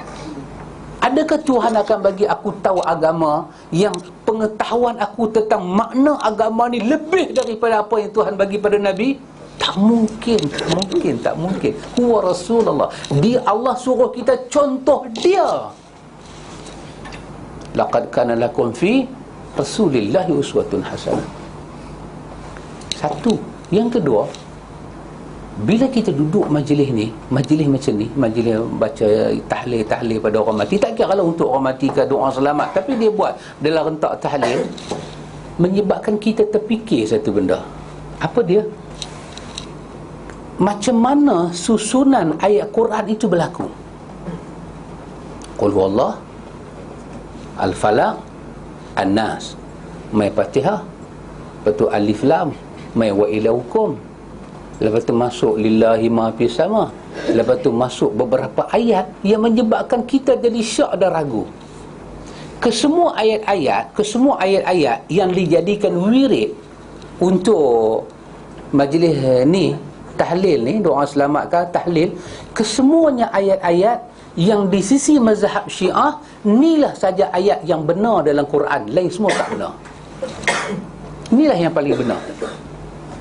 Syiah tak terima Quran yang kita baca, kecuali beberapa ayat yang dijadikan wirid ni. Dia nak sampaikan pahala Quran pada orang mati. Kenapa dia tak baca Tabarakalladzi biyadihil mulk? Sebab dia percaya surah Tabar tu menceritakan sebahagian hidup para sahabat. Dia tolak surah tu. Dia terima qul huwallah. Kita terima qul huwallah. Kita ahlu sunnah. Tapi ahlu sunnah tak pernah susun qul huwallah tu untuk orang mati. Tapi Syiah susun kerana dia kata qul huwallah boleh tolong orang mati. Kerana qul huwallah lah surahnya agak bersih dalam Quran. Lain semua kotor. Dia baca. Lepas tu dia kait dengan alif lam mim pasal sebut zalikal kitab. Maka kitab di situ adalah kitab yang ada pada Al-Mahdi. Dia faham macam tu. Dia ambil ayat itu, dia kapit. Ini ayat-ayat yang suci. Dia baca Allahu la ilaha illa huwal hayyul qayyum. Dia percaya. Duduk tak duduk, tiba-tiba dalam proses tahlil tu dia masukkan daripada ayat Al-Ahzab. Innama yuridullahu liyuzhiba ankumur rijsa ahlal bait. Dia sebut dalam tahlil orang yang paling bersih hanya ahlul bait. Duduk tak duduk, kenapa dia centum ayat tu? Kalau dia kata baca Quran kemudian sedekah pahala pada orang mati, orang putih kata maybe kita boleh terima lah ayat Quran. Tapi bila dia mula cantum ayat-ayat yang dia cantum tu, ayat-ayat yang dia terima sahaja, menyebabkan kita mula nak mengkaji. Bila kita mula mengkaji, kita terkejut bila kita tengok ayat ini semua diterima oleh Syiah Ismailiyah. Antum bayang bagaimana kita nak baca Quran kita, tapi bila kita baca ayat ini seolah-olah kita meremehkan ayat yang lain. Inilah ayat yang paling mulia, hak lain semua tak mulia. Orang kata para ulama yang susun, kita kata demi Allah kita kata di atas nama Allah, wallahi wa billahi wa tallahi, demi Allah di atas nama Allah, tidak ada satu mazhab di atas perkembangan 4 mazhab yang tolong orang mati dengan bacaan seperti ini. Demi Allah. Kalau ada orang kata ada, kita kata demi Allah, awak bohong. Awak buktikan di sisi Abu Hanifah, tak mana nak rujuk bacaan lagu ni. Awak buktikan di sisi Imam Malik, tak mana nak baca ni. Dalam 4 mazhab yang besar ni, demi Allah kita kata tidak wujud bacaan seperti ini. Bacaan ini hanya wujud dalam Syiah Ismailiyah, bukan kita. Jadi apa yang kita nak pertahan? Kalau bacaan Quran sampai pada orang mati ataupun tidak, kita kata demi Allah, memang wujud perbahasan dalam mazhab 4. Memang wujud. Kata Imam Malik, ini kita boleh baca dalam kitab yang mudah Al-Azkar. Al-Azkar Arab pun ada, Jawi pun ada, Melayu pun ada. Tapi yang kerap saya baca dalam versi Inggeris lah. Itu mudah sikit. Hak Melayu ni payah sikit baca. Dalam Azkar ada An-Nawawi mazhab Syafi'i, dia kata menurut pandangan Imam Ahmad boleh membaca Al-Quran kerana Imam Ahmad bawa satu hadis tentang Nabi koyak pokok kurma tu Nabi cucuk atas kubur. Kata Imam Ahmad, kalau pokok kurma hak Nabi koyak tu, pokok kurma boleh tolong orang mati, yang pokok kurma diturunkan bukanlah manfaat 100% untuk manusia, tapi Quran diturunkan 100% manfaat untuk manusia. Takkanlah dia tak boleh tolong orang. Kata Imam Syafi'i, kenapa lemah sangat kiyah kamu wahai Ahmad? Lemahlah kiyah kamu. Tapi tak apa, ala kulli halnya, kata Imam Ahmad, kalau kita duduk di rumah seorang-seorang, kita baca Yasin, kita seorang-seorang. Bukan kita buat majlis besar-besar, kita seorang-seorang. Sengap-sengap, kita tak ada tangan, ya Allah, sampaikanlah pahala ni pada mak aku. Kata Imam Ahmad, mudah-mudahan sampai. Tetapi tak pernah keluar di sisi mulut Imam Ahmad rentak menyampaikan Quran pada orang mati dalam bait-bait tahlil itu. Tidak ada. Tidak ada. Bila kita duduk, ikhwan, bila kita duduk tengok ayat-ayat dia baca, memang qul Allah kita baca, tapi penyusunan itu kita jadi seram sejuk. Bagi kita yang kaji, yang tengok, seram sejuk. Tak tahu antum jadi masalah kita, depa jemput pergi makan kenduri kekah, depa kata kat ustaz buat tahlil sikit, pucat muka ustaz, dari hitam jadi putih. Sampai orang pun kena, ni ustaz mana ni jadi putih terus.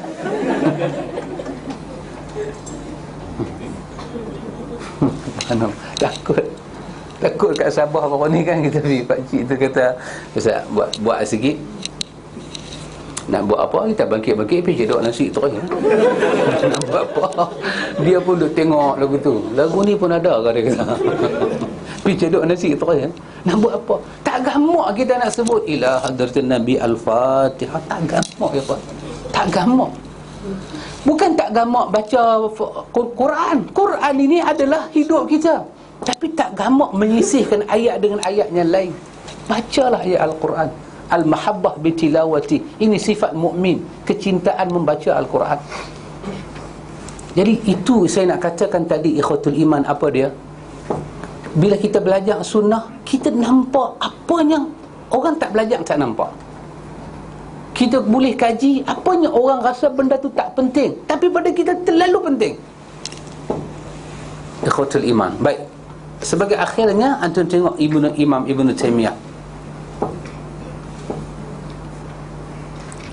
Ini perkataan Imam Ibn Taymiyah yang beberapa surat khabar ada penulisan dia sesak lah, dia yang tu lah, dia yang ni lah, kan? BP kat dia apa?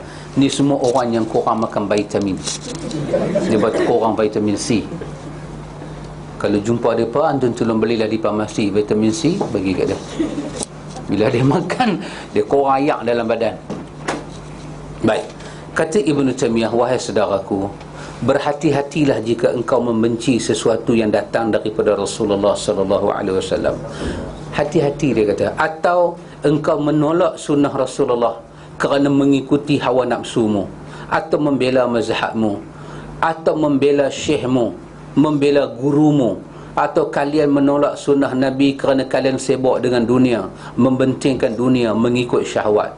Sesungguhnya Allah tidak mewajibkan ketaatan kepada seorang pun, melainkan taat kepada Rasulullah sallallahu alaihi wasallam. Dan kita wajib berpegang dengan apa yang dibawa oleh Rasulullah sallallahu alaihi wasallam. Kalau seandainya seorang hamba menyalahi seluruh makhluk dan mengikuti Rasulullah, maka Allah tidak akan bertanya kenapa engkau menyelisihi seluruh makhluk. Justru ia akan ditanya kenapa seseorang tidak mengikuti Rasulullah sallallahu alaihi wasallam, tapi malah mengikuti mazhab syekh dan guru kiai. Jika dia mengikuti Rasulullah sallallahu alaihi wasallam, justru inilah yang akan membawa kepada keselamatan dunia dan akhirat. Dan sebaliknya, jika dia menyalahi sunnah Rasulullah sallallahu alaihi wasallam, maka dia akan celaka binasa di dunia dan akhirat. Ketahuilah, hendaknya engkau dengar dan taat, ikutilah dan jangan berbuat bid'ah, nanti engkau akan sesat. Tidak akan barakah hidup dan amalmu, dan tidak ada kebaikan dari amal yang terputus, dan tidak ada kebaikan bagi orang-orang yang melakukannya. Ini perkataan Ibn Taymiyah, tak payah kita syarahkan. Kita dengar, kita fikir dan kita mula bertanya, tak mana salah. Ibn Taymiyah kata,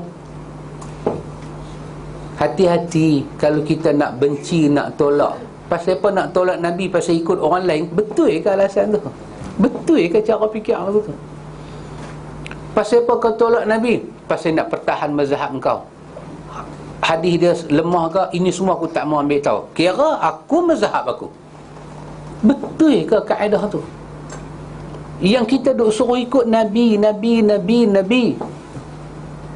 Nabi kata, ana aula bi Musa, ana aula bi Isa. Aku dengan Isa, aku lebih mulia, aku lebih utama daripada Isa. Antum bayang, Isa tu siapa dia? Nabi. Nabi kata Nabi lebih utama daripada dia. Isa dengan kita, siapa lebih utama? Isa, bukan Isa sama. Isa betul, Nabi Allah Isa. Nabi Isa dengan kita, siapa mulia? Nabi Allah Isa mulia. Nabi kata, kalau Isa duduk depan aku, dia kena ikut aku kerana aku lebih aula daripada dia. Bagaimana kita ni boleh tak ikut Nabi sedangkan Isa lebih mulia dari kita? Macam mana Abang Mek? Ni kita kata garu tempat tak gatai, tak dapat. Kalau gatai kita garu tak apa, ni tempat tak gatai nak garu, tak boleh fikir. Kata Ibn Taymiyah, Allah tak pernah mewajibkan kita ikut siapa-siapa dalam dunia, melainkan Allah wajibkan kita ikut satu orang aja, Muhammad bin Abdullah. Dan di hari akhirat, kalau kita ni tak berdunia dengan orang kerana nak ikut Nabi, Allah tak akan tanya apa-apa pada kita, kerana jalan hidup kita jelas. Kerana nak ikut Nabi, kita tak kawan dengan orang tu. Nak ikut Nabi, kita tak masyarakat dengan orang. Jawapan dan jalan kita jelas. Tapi yang menjadi balak kita di hari akhirat, kiranya Allah bertanya, kenapa kau ikut orang sampai kau tak ikut Nabi?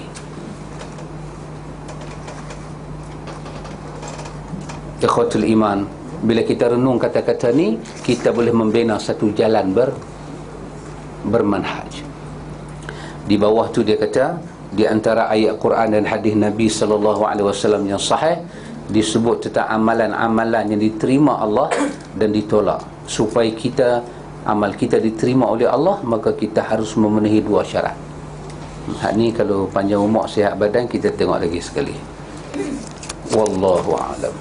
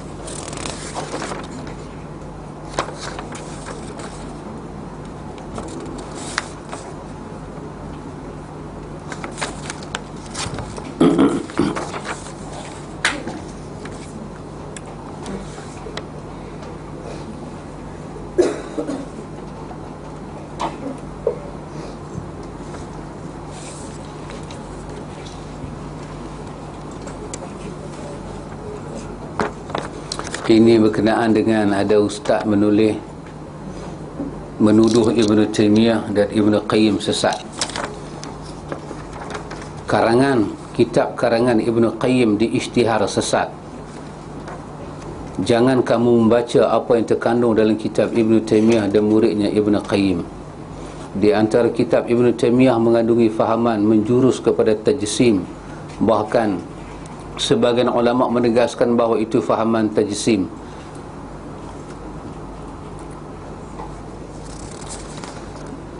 Saya tak tahu, wallahu ta'ala a'lam. Ibn Qayyim, murid Ibn Taymiyah yang kuat memperjuangkan fahaman tajsim. Namun setengah pendapat beliau ditolak majoriti ulama kerana beliau masih terpengaruh dengan Ibn Taymiyah. Saya tak tahu, wallahu ta'ala alam, kalau ustaz ni memang kitab Ibn Taymiyah ada di rumah dia, ataupun dia mendengar tentang Ibn Taymiyah daripada mulut orang lain dan dia buat artikel. Wallahu ta'ala alam. Bacalah Majmu' Fatawa. Ibn Taymiyah tulis setebal itu nama kitab Al-Iman. Baca kitab tu. Apa yang tak kena? Ibn Taymiyah menulis macam ni punya set, ada Minhajus Sunnah, menjawab akidah Syiah, Qadariyah, Mu'tazilah, jawab. Macam tu dia ada. Ibn Taymiyah menulis tafsir, macam tu dia ada 30 juzuk. Majmu'ul Fatawa macam ni, kalau saya buka tangan dia ada, timpa atas kaki, kalau tak patah pun retak. Majmu'ul Fatawa macam tu punya dia ada. Ya. Baca tengok tak mana sesat. Dia menulis akidah wasatiyah, baca tak mana perkataan dia sesat, tak mana dia mentajsimkan Tuhan. Tak ada. Saya taklah kata apa-apa, cuma saya kata buktikanlah kalau dia boleh bawa. Buktikanlah. Dan saya berani menyatakan apa dia, ini semua penulisan seenak edewe. Tak ada rujukan. Tak ada rujukan. Bagilah vitamin pada mereka ini, ikhwan. Masuk tandas tutup kepala, adakah ini hadis yang sahih? Tak ada. Adab masuk tandas apa dia? Pertama, masuk tandas bila rasa nak masuk. Itu nombor satu. Jangan duk pergi masuk tandas. Bila rasa nak masuk baru masuk. Itu yang pertama. Yang kedua, masuk tandas apa dia? Dengan baca doa. Bismillah, sebut nama Allah. Ketiga, kita masuk tandas dengan kaki kiri. Kemudian kita qada hajat. Bila kita qada hajat, jangan kita menyusahkan orang bila kita qada hajat. Najis tak selesai dengan bau dia. Nabi kata dilaknat oleh Allah orang yang qada hajat macam tu. Habis dah selesai semua gedebang-gedebung, kita keluar kaki kiri, sebutlah alhamdulillah ghufranak. Habis. Kaki kanan. Saja test market. Saja. Ustaz-ustaz memang suka test market. Keluar kaki kanan, bismillah. Habis. Masuk tandas dengan kasut. Riwayat tak sebut, tapi Nabi dengan kasut. Pasal Nabi tak ada tandas macam kita ni. Memang Nabi dengan kasut. Dan doktor boleh buat pengesahan dalam tandas ni ada apa tu, cacing kecil-kecil tu. Memang ada, ya.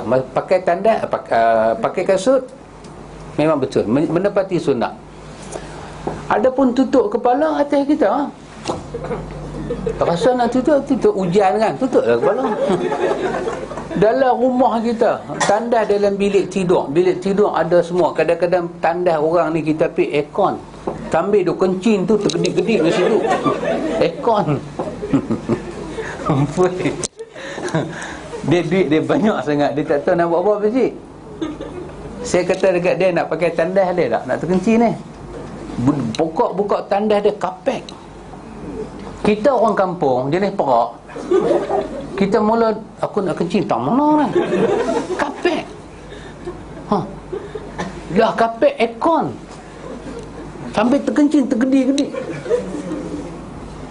Lagu tu punya cantik, nak tudung kepala buat apa? Nanti kalau kita tak tudung kepala, nanti setan ambil najis buah atas kepala kita. Al-khubuth wal khaba'ith bukan kerja dia pergi pegang najis orang. Al-khubuth wal khaba'ith kerja dia bagi wah-wah. Nama setan tu khubuth wal khaba'ith, dia bagi wah-wah. Dia bisik kat telinga kita, hang basuh tak cuci ni, hang basuh tak cuci, basuh lagi, basuh punya basuh sampai ayat kena catu. Tu dia punya basuh. Dia basuh apa tu? Ni basuh najis kah? Sama ni. Itu kerja al-khubuth wal khaba'ith. Dia tengok najis kita pun dia tak lalu, dia pun duk buat hidung lagu tu. Alamak, dia ni main pula dah. Pasal apa lah dia nak pergi buah atas kepala kita najis tu. Yang ni semua riwayat yang nama dia katun, riwayat kalang kabut. Pakai kasut silakan, memang sewajarnya kita pakai kasut. Lain tidak ada. Nak duduk macam mana? Duduk macam mana? Janji dia mau keluar sudah. Ada orang tandas duduk tu kan, antum bayang dia nak pergi berdiri ada tandas duduk tu. Macam mana dia nak buat? Dia kata saya tak puas Ustaz, saya mau tandas hak biasa ni, dapat tandas duduk tak boleh buat sunnah. Yang kata berak sunnah ni macam mana? Dia nak lepas cara sunnah macam mana tu? Kita duk fikir nak baca hadis mana melepas cara sunnah ni.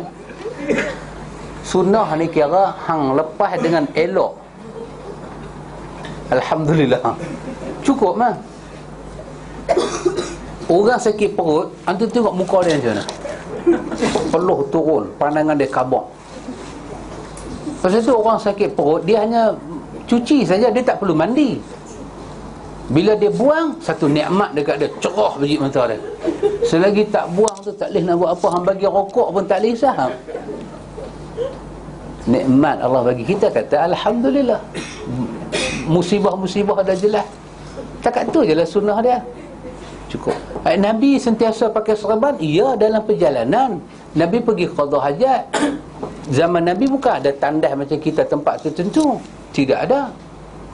Tak ada. Aisyah kena keluar daripada rumah, dikepung, di escort Aisyah tu dengan Asma semua. Aisyah nak pergi qada hajat pasal tak ada tandas tepat macam zaman kita. Aisyah pakailah pakaian menutup aurat, pergi ke tempat yang kosong dan Nabi akan arahkan macam mana. Jadi macam itulah kalau kita pergi macam kampung-kampung kan. Kampung. Dulu masa saya belajar dekat Yala tu, mula-mula pergi naik bukit, habang kata sakit perut, dia bagi cangkui, dia bagi torchlight. Saya kata kat dia, bukan nak tanam pokok ubi. Dia kata tadi sakit perut kan. Kita dengar lagu tu sebulan tak pergi tandas. Lagu tu memang kita kena keluar outside. Dia cari orang tengok macam nak berkebun. Cari keluar outside. Duduk situ. Memang kena pakai jubah. Bukan sunnah pergi tandas pakai jubah. Kita keluar. Memang kena tutup aurat lah. Bukan mesti masuk tandas pakai boleh. Kita nak pergi tandas pakai payung pun boleh kalau siling kita bocor. Payung ceti yang hitam tu kan picit air. Dia kata bocor siling lah pakai payung lah. Dia bukan mesti di rumah kita kan. Tapi riwayat ni semua tidak ada.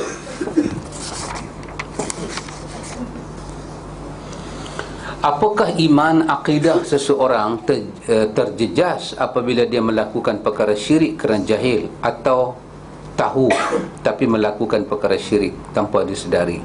Apakah orang seperti ini wajib mengucap kalimah syahadah? Wallahu ta'ala alam ikhwan, hanya Allah Maha mengetahui. Syirik dia akan menjejaskan tauhid. Iman asin, tauhid asin. Tauhid ni kita dengan Tuhan. Iman ini dia menyeluruh dengan malaikat iman, dengan rasul iman, dengan kitab iman. Tapi dengan Allah dia bab asin, tauhid kepada Allah. Syirik ni dia menjejaskan tauhid uluhiyah terjejas, rububiyah terjejas, asma dan sifat terjejas. Cuma tinggal adakah dia dianggap kafir bergantung dia buat syirik itu pengetahuan dia tak kat mana. Dia pakai tangkai syirik. Nabi sebut syirik dalam hadis Ibnu Abbas riwayat Abi Daud. Inna ruqa wa tamaim wa tiwala syirkun. Tangkai adalah syirik. Tapi dia pakai itu pada dia, ni bukan syirik, aku minta pada Allah, aku hanya khetiang. Dia tetap terlibat dalam bab syirik, tetapi dia masih menyatakan Allah itu sebagai pemberi hajat dia, maka kita tak anggap kafir. Cuma kita kata akidah dia cacat. Tapi taklah sampai dia kafir kerana dia masih mengiktiraf Tuhan itu. Kita tengoklah sedalam mana dia pergi dengan syirik.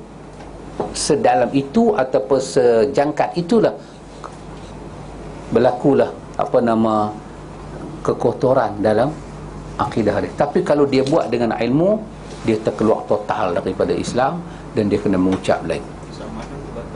Ya. Ya, kalau buat syirik ni, la in asyrakta la yahbatanna amaluka, dalam surah Az-Zumar. Kalau kamu syirik pada Allah, amalan kamu habis. Cumanya kata Imam Ibn Qayyim, bila kita tengok orang buat syirik, kita cuba takwil. Kita takwil, dia buat dengan tak tahu. Mudah-mudahan amalan dia tak terbatal. Mudah-mudahan dia tak tahu. Tapi syirik itu sendiri membatalkan amalan. Maka kerana itu Nabi menyebut semua bab anak Adam mungkin terjebak itu ini, tapi Nabi kata syirik jangan terjebak. Jangan sekali-kali terjebak. Pasal itu bila kita sakit kan, demam. Kata Ustaz Mezarah, tak tahu si sakit tu, kata Ustaz tolonglah ruqyah saya sikit. Para ulama sunnah kata boleh menjejaskan. Sedangkan ruqyah tu ada daripada sunnah. Tapi bila kita minta orang ruqyah kita, sedangkan ruqyah ni dia berkaitan tauhid, lebih baik kita tak usah minta, dia sendiri yang ruqyah kita. Kita sengak. Tapi kadang sakit kita tu buat kita tak tahan, ubat telan-telan dah, lega tak lagi. Dia kata tolonglah ruqyah. Bila dia ruqyah tiba-tiba jadi lega kan, lepas tu kita akan cakap apa? Oh, dahsyat juga dia lah. Ini yang berlaku kepada Imam Ahmad. Kelebihan Imam Ahmad, dia boleh ruqyah orang, sehingga kan orang datang ke rumah dia kena ambil nombor. Imam Ahmad ni sampai pada peringkat dia tak mau layan. Dia kata ambil kasut aku balik. Kawan tu ambil betul balik. Inilah musibah paling besar Imam Ahmad lalui dalam hidup dia. Ruqyah dia menjadi. Karena itu tauhid itu sesuatu yang perlu dijaga. Tapi bila kita tengok orang tu buat syirik, kita tak kata total pada dia kau kafir, tidak. Kita mesti mengetahui sebab-sebab. Sebab-sebab. Kata Imam Ibn Hajar, takwil lah, takwil dan takwil. Maksudnya kau beri sangka yang baik supaya kau tak hukum dia kafir. Paling rendah, paling tak tahu nak kata apa, kita kata hang ni bodoh sangat metara ni. Kata dia bodoh tak apa. Kalau kita mula hukum dia syirik, bermakna kita dengan dia pisah total. Kalau isteri menghukum suami syirik, tengah-tengah tu ada talak. Tengah-tengah tu ada talak, pisah mereka. Kalau kita kata dia syirik, pisah mak dengan bapa, harta tak boleh diwarisi. Jadi kerana itu kita cari ayat yang paling lazim adalah bodoh. Buat bodoh metara ni, how stupid you can be. Kata lagu tu kat dia, bodoh tak mana hang boleh pi ni. Dia kata apa bodoh? Apa bodoh dia kata? Hang nak suruh aku kelupuk sakit. Biar aku pakai tangkai, tentu dah aku tak sakit. Kita kata syirik. Apa syirik? Apa syirik? Dia buat lagu tu kita. Apa syirik? Kita kata syirik. Dia kata semua duduk tang sini. Tuhan tahu aku buat apa, hang tak tahu. Maknanya dia masih ada iman, cuma buta perut sikit lah. Takwil lah. Kerana bila kita sebut dia syirik, maka nanti di hari akhirat Allah akan mengadakan penghisapan yang lain. Tapi ada benda terang-terang, kita katakan perbuatan awak ini syirik. Kita kata begitu, perbuatan awak ini syirik. Habis aku macam mana? Kita kata hang buat ni dengan bodoh ke dengan sengaja? Dah lah dah mereka ajak aku pergi ya. Nampak sangat hang bodoh. Hang ni betul-betul jahil murakab. Kata jahil murakab tak apa lagi, walaupun dia dengar dia geram. Hang kata aku jahil. Bodoh aku pun tak sampai jahil lah. Dia ingat jahil ni macam mana, bodoh tu lagu mana. Tak apa kita kata lagu tu. Tapi bila kita nampak dia masuk toko Hindu, keluar ambil kapok 3 buah atas kepala, tak boleh takwil dah. Pun boleh takwil lagi, dia ni kena paksa kot. Dia ni berlakon kot. Dia ni syiah apa, taqiyah apa dia ni. Takwil lah, pakailah bahasa apa pun. Dia ni desperate kot. Bila kita mula kata dia syirik, hukum besar. Pasal itu untuk menyatakan syirik, para ulama kata kawan tu kena masuk court, kena masuk mahkamah. Bahan-bahan bukti kena ada besar. Tapi siapa betul-betul terlibat dengan syirik, dia terputus dengan Tuhan. Allah akan bubuh dalam neraka, tak akan keluar sampai bila-bila. Itu kesan daripada syirik.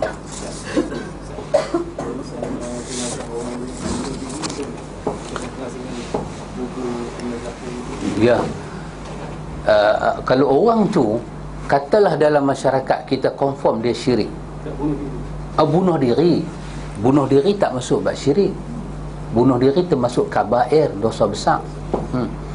Dalam berpuluh-puluh senarai yang ulama hukum kalau kita buat boleh jadi kafir, bunuh diri tak masuk. Bahkan Nabi sendiri menyebut qatlun nafsi, membunuh diri ni Nabi sebut daripada dosa besar.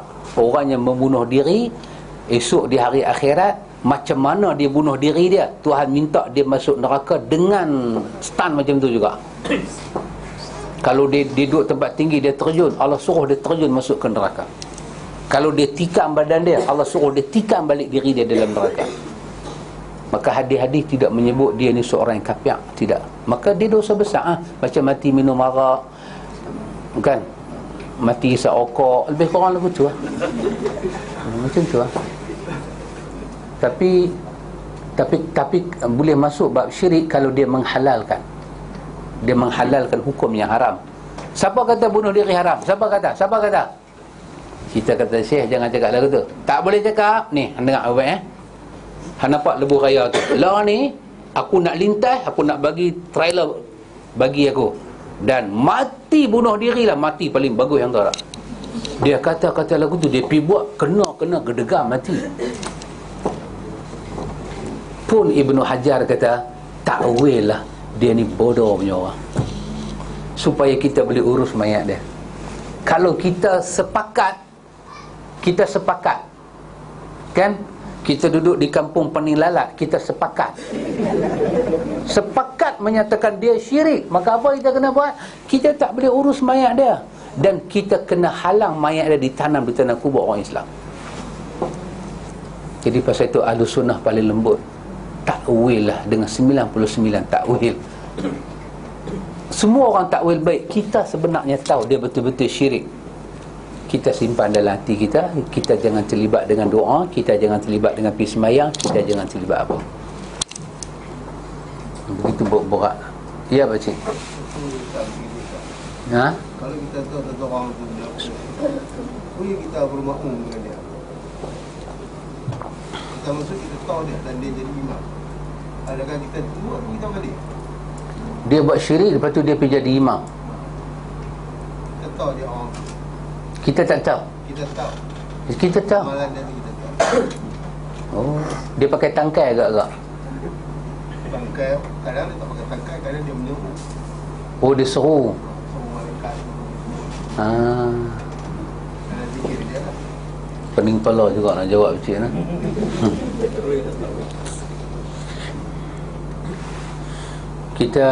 Kita apa? Dia suruh malaikat nah. Dia suruh, hai Jibril, hai Mikail. Ini semua ucapan-ucapan yang tak elok. Kan lagu yang dia buat tu kan. Siapa dia? Apa? Ada ekor tu. Kan Bismillah Jibril, Bismillah Mikail. Kan? Ini semua termasuk benda-benda lagu tu. Ini semua kerja siapa pakcik? Ini semua kerja orang sufi. Orang sufi. Dalam sunnah tak ada. Doa Nabi, Allahumma rabba Jibril wa Mikail wa Israfil, anta fatiras samawati wal ardh. Hadis Aisyah, hadis Bukhari, hadis Muslim. Tak ada lagu tu. Jadi dia pun ni tahu apa, dia pun menyanyi je. Album boleh dipasarkan. Yang buat lirik tu pun tak mengaji Ahlus Sunnah, Yayasan Ta'lim pun tak main. Ya, konon lagu tu buat lirik menyanyi. Budak-budak muda, lagu tu sedap. Hafal, bukan tahu apa pun. Tak tahu apa pun. Kita boleh kata apa? Semoga Allah mengampun mereka lah. Dan kita menyatakan bahawa pasal apa? Bukti dia semayang. Bukti dia semayang. Bila dia semayang, maksudnya dia sembah Allah. Artinya dia tidak mengiktiraf benda dia buat tu syirik. Kita masukkan dia di dalam orang yang melakukan dosa-dosa besar. Kalau dia buat syirik dan dia akui syirik, dia tak akan semayang. Untuk apa dia sembahyang lepas tu dia pakai tangkai? Kita lepas sembahyang kan, sajalah macam pakcik kata lah. Pakcik kata kan, kita tahu dia buat lagu tu, kita terus pergi direct. Sekiranya kita berani lah, kita terus bagi satu bahasa, bagi dia panas telinga. Yang buat apa? Ada guna ke hang sembahyang? Kata kat dia macam tu. Lepas tu kita tengok apa dia jawab. Sama ada dia jawab ataupun dia bernampak dengan kita. Salah satu mesti jadi. Dia pukul kita, kita kata nanti. Hang pukul aku buat apa? Hang semayang, tapi hang suruh malaikat. Hang semayang, hang pakai tangkai. Ni syirik lah, brother. Dia kata kita kepala otak hang syirik. Mengaji tak habis ajak orang. Ni bukan syirik. Ni aku bersahabat dengan malaikat. Aku bukan sembah malaikat, aku sembah Tuhan, aku sembayang. Maknanya dia tak mengiktiraf dia buat tu syirik. Kita kata apa yang dia buat itu termasuk dosa besar. Kalau dia menyatakan dia tak syirik, apa hak kita nak kata dia syirik? Maka kita masuklah bab dia tu daripada dosa yang besar, kerana dia ni bodoh punya orang. Dia tak tahu tak boleh suruh malaikat, dia tak tahu. Dan dia tak tahu suruh malaikat itu masuk bab syirik, dia tak tahu. Maka kita jangan masukkan dia bab syirik, kita masuk bab dosa-dosa besar yang wajib bertaubat kerananya. Pasal dia semayang. Kecuali dia letak kepala tengkorak dengan pakai, dengan asap semua naik, berdebam, dia puja. Tapi kalau dia puja tak syirik, sekadar menurun, tak apa. Dia kata, wahai mambang, tolong standby, rezeki kita sudah sampai. Itu tak syirik lagi. Itu tak syirik lagi. Pasal dia tanya, ni ayam sembelih kan lenggak motor kau? Dia tanya. Itu menunjukkan dia jaga halalan thayyiban. Dia jaga, makan dia jaga. Yang tu tak masuk bab syirik. Yang ni dia letak kepala tengkorak betul-betul, dia duk puja, lepas tu semayang pun tak. Memang total dia masuk bab syirik. Kalau dia mati, kita jangan ziarah. Dalam mazhab Syafi'i, kalau orang ni mati, ambil daging dia, boleh buang mayat dia ke tong sampah, boleh bagi anjing makan. Tak tanam pun tak apa. Cuma bila nampak busuk sangat, skop, buang lagu tu lah. Begitu jenazah orang syirik. Jenazah orang syirik sebegitu. Ali suruh bakar jenazah orang syirik. Bakar aja jenazah dia, bak dimakan api reput, ambil habu dia, buang lah, tak mana-mana. Tak ada guna dah. Nak hormat apa, dia akan masuk neraka. Apa itu bila orang tu buat, kita kena kita hanya menyatakan perbuatan manusia boleh syirik, tapi kita tak tuju dengan jari kita hang orang syirik. Antara syirik dengan perbuatan dua benda yang berbeza. Pasal itu kita hukum benda syirik. Orang tu kita kena tengok lah. Boleh pakcik nah? Pakcik boleh faham ke pakcik tak faham lagi? Senang ngajak pakcik ni faham tu kan? Boleh tak kita imamkan dia? Dan macam mana solat kita? Ya. Macam marah pakcik. Saya tak reti nak jawab macam mana pakcik. Secara adat dia pakcik, kita tak gemak sembahyang belakang orang tu ni. Kalau dia jadi imam, kalau dia begini, dari segi akidah salaf, orang ni kalau duduk depan dengan duduk seru malaikat, dari segi akidah salaf, angkat dia tak sebelah, kita jadi imam. Dari segi akidah. Sebab apa? Orang buat syirik, para sahabat pernah berimam kepada orang buat zalim. Buat zalim tak syirik, zalim. Hajat kan, Ibnu Umar semayang belakang dia. Pasal itu ada bab salla khalfal imamul fajir, semayang di belakang pemimpin yang jahat dan zalim. Boleh semayang belakang dia. Tetapi riwayat-riwayat salah menceritakan mereka tidak pernah duduk semayang di belakang orang yang di tangan orang tu ada tangkai. Tak. Jadi di segi manhaj salaf, dia kalau semayang pun dia hanya sesuai dengan taraf dia, makmum saja, ataupun semayang sendiri. Dia tak sesuai ke depan untuk pimpin kita dengan syirik dia tu. Makasih. Boleh pakcik? Saya dah jawab dah kan? Boleh nah? Kalau pakcik tak puas hati, tunggu saya kat bawah.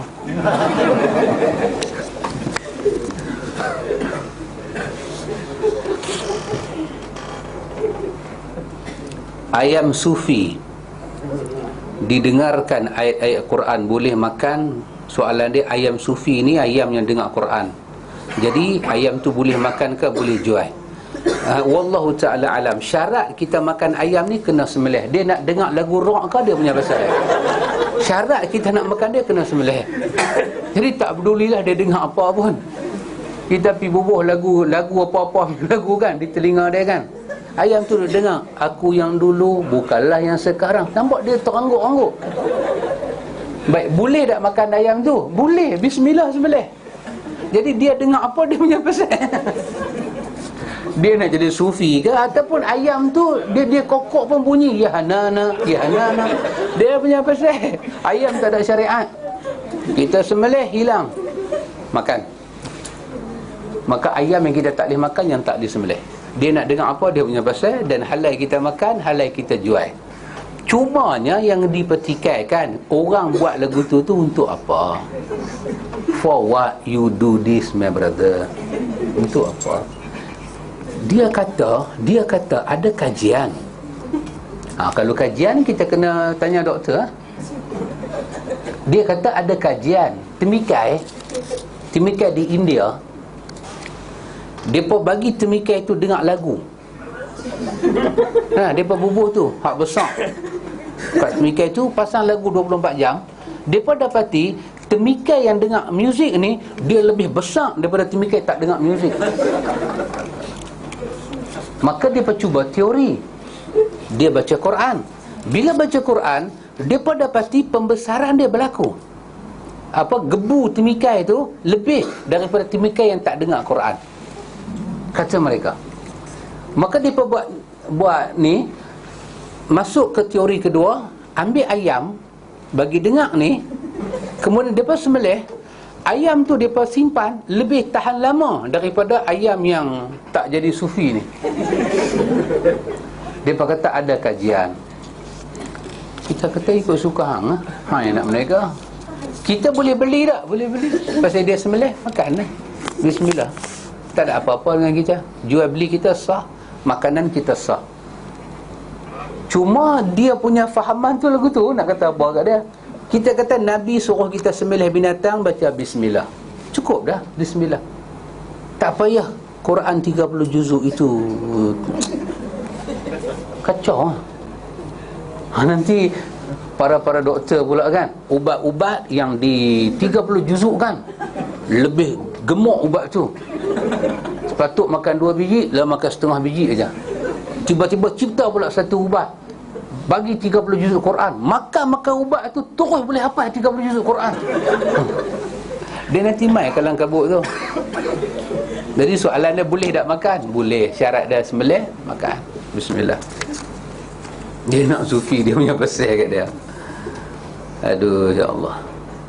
Jika seorang suami, bahasa dia cantik juga. Jika seorang suami menghamilkan wanita, jika seorang suami, dia lelaki orang, dia menghamilkan wanita bukan isteri dia, kemudian menikahi wanita tersebut, lepas wanita tersebut hamil 2 bulan, dapatkah anak dari isteri pertama menjadi wali kepada anak isteri kedua? Dapatkah anak dari isteri pertama pada satu bapa? Satu bapa. Kalau satu bapa boleh cuma mazhab khilaf, dia sekurang-kurang berapa bulan Ustaz Yu? 6 bulan. Dia dari tarikh dia kahwin sampai dia bersalin tu, syarat anak buah bin dia 6 bulan. Ni baru 2 bulan, boleh boleh boleh buah bin dia. Ini daripada surah Al-Ahqaf. Surah Al-Ahqaf, Allah menyebut tentang tempoh sekurang-kurang mengandung tu kan 30 bulan. 30 bulan. Jadi dia mengandung 2 bulan, kahwin, maka boleh dibinkan kepada dia. Jadi kalau binti itu berlaku, maka maknanya nasab tu diterima, maka anak bini lama dengan anak bini baru ni jadi satu bapa. Satu bapa boleh jadi wali Mengandung 9 bulan ni tak? 9 ke? Ustaz kata 30 bulan. Silap 3 bulan. Tu baby siapa tak tahu lah tu. 3 bulan 30 bulan pula. Lama tak mengandung kan, terlupa orang.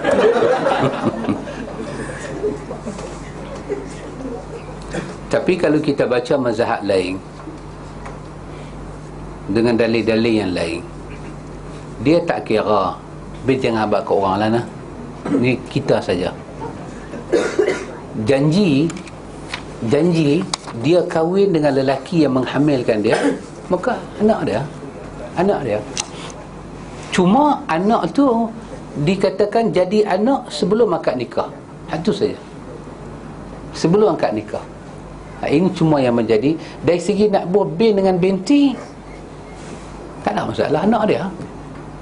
Cuma ulama kata ni anak luar nikah. Bahasa tu dengar macam tak berapa seronok. Nak buat lagu mana? Dia yang pergi buat benda tu. Orang kata cakap betul, ini anak saya, tapi anak ni jadi sebelum saya angkat nikah. Yang ni anak nombor 2, anak saya jadi lepas saya angkat nikah. Tak apa seronok. Nak jadi wali boleh, nak jadi tu boleh, tapi kedudukan anak tu jadi, kalau dia dah mengandung lama, dah sampai 8 bulan baru nak buah bin, maka dia berlaku curiga. Maka suami laki-laki tu dia boleh mencurigai, betul ke hang mengandung anak aku? Maka curiga tu, bila satu orang curiga dengan kandungan tu, maka tidaklah berhak anak dia itu dibin pada dia, pasal dia sangsi, kesangsian. Tapi tempoh 2 bulan dengan tarikh dia berkenal, lepas tu tarikh dia kahwin, kesangsian itu hilang. Kalau perempuan tu kata, lah 2 bulan ni mana saya kenal jantan lain, aku kenal hang seorang lah, maka sebab-sebab nak sangsi itu hilang. Tapi kalau kandungan tu lama, betul hang kata anak aku, tapi awak barulah kesangsian tu datang, maka di atas dasar kesangsian itu ulama kata sekurang-kurangnya 3 bulan kita boleh bin kepada orang itu. Lebih mula jadi baca banyak cerita nak kena buat DNA, kena buat yang tu. Tapi kalau DNA terbukti, boh nak bin dia tidak ada hal. Anak dia bukan anak orang.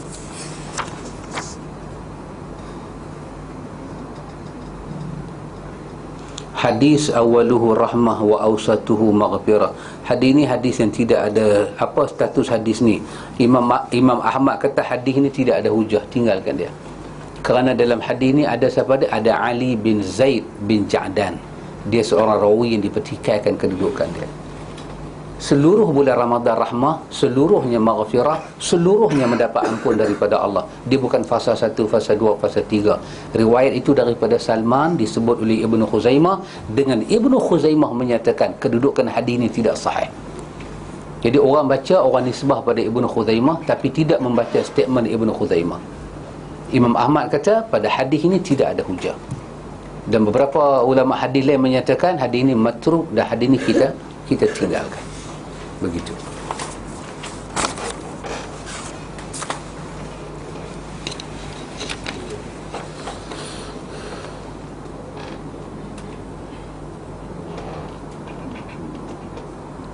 Boleh tak Ustaz terangkan tentang biodata Ibnu Taimiyah? Wallahu ta'ala alam. Ibnu Taimiyah ini dia sekitar tahun 600 Hijrah. Dia mati berapa? 628 Hijrah. Dia lahir 600 berapa? Berapa bulan? Semua tak ingat lah. Memang time ni tak apa nak ingat. Ibnu Taimiyah ini dia bermazhab Ahmad bin Hanbal. Dikatakan Ibnu Taimiyah tu kerana mengambil nisbah bapa dia punya bapa punya bapa punya bapa. Jadi orang Arab dia punya kaedah, bila cucu dia ataupun cicit dia dibin pada dia, ini satu apa? Nasab kan. Orang Melayu dia tak ada lagu tu. Orang Arab ada nama Muhammad bin Muhammad bin Muhammad bin Muhammad bin Muhammad.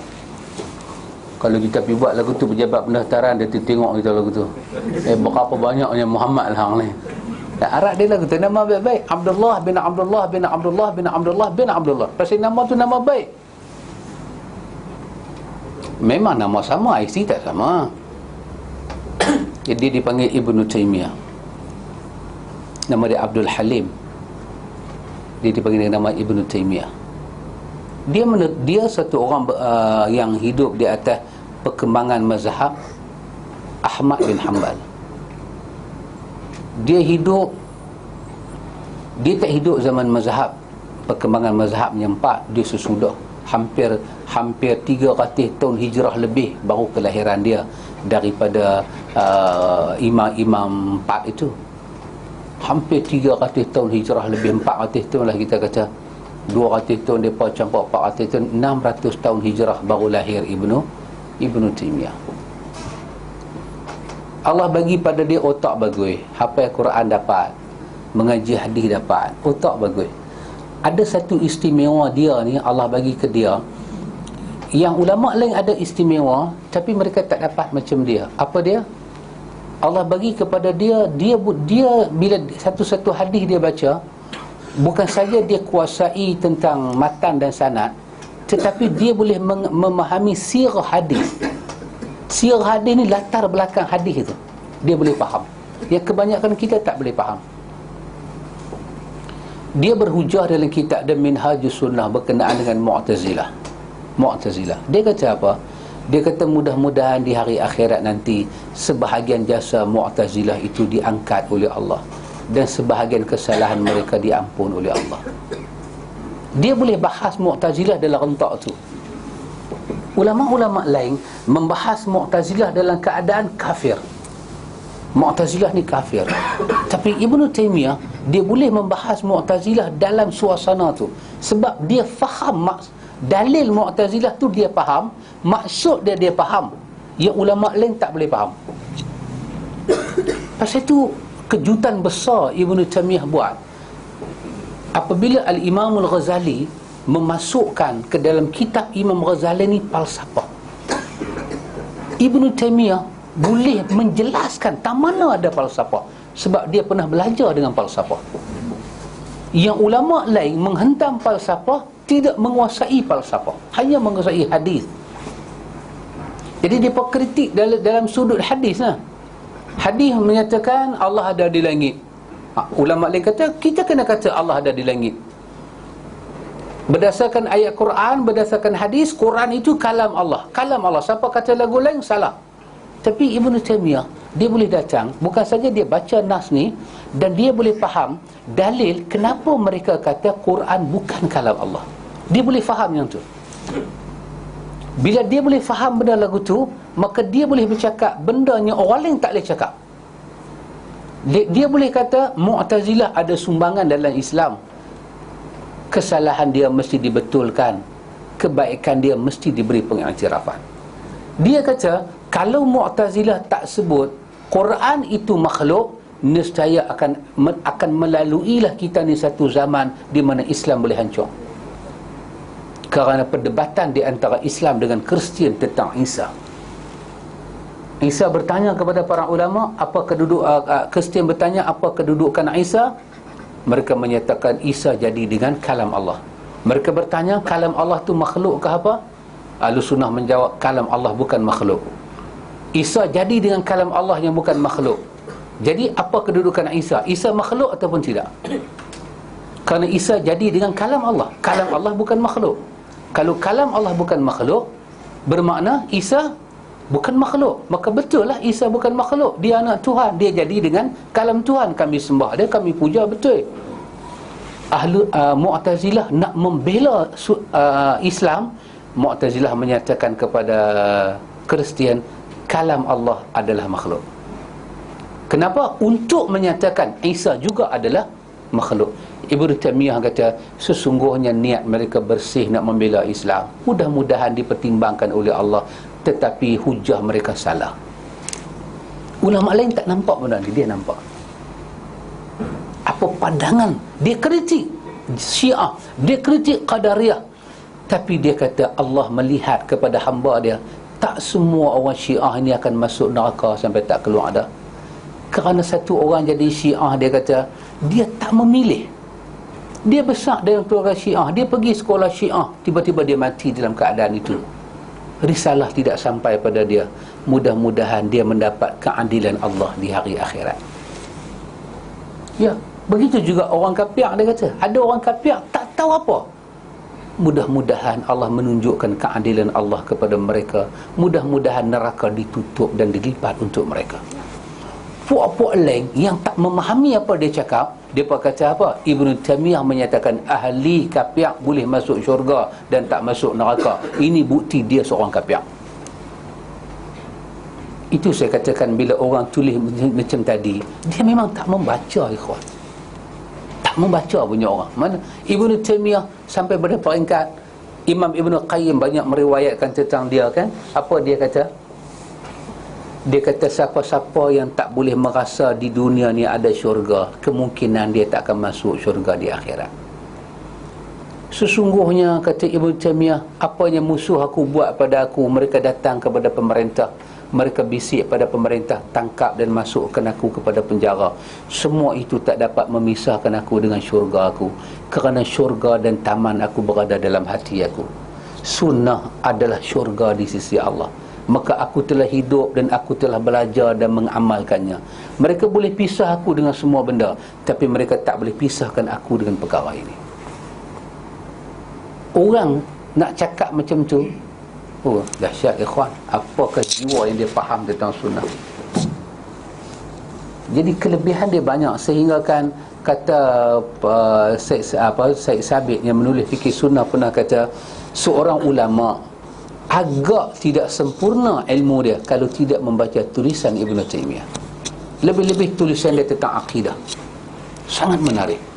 Bacalah Aqidah Wasatiyah, menceritakan tentang sifat Tuhan dengan dalil, dan dia tolak pandangan orang dengan ilmu, dan dia mampu faham musuh tu punya maksud, dia faham yang sebagian orang tak boleh faham. Wallahu ta'ala alam ikhwan. Semoga Allah merahmati kita. Kalau kita ada buku yang buku seperti tulisan murid dia Imam Zahabi, Siyar Alam An-Nubala, Ibnu Kathir murid dia Bidayah wa Nihayah, di situ ada kisah kehidupan Ibnu Taimiyah. Ibnu Qayyim selalu kaitkan perkataan Ibnu Taimiyah. Kita boleh jumpa banyak insya-Allah. Wallahu ta'ala a'lam. Semoga diberkati Allah dunia sampai akhirat. Subhanakallahumma wa bihamdika asyhadu an la ilaha illa anta astaghfiruka wa atubu ilaik.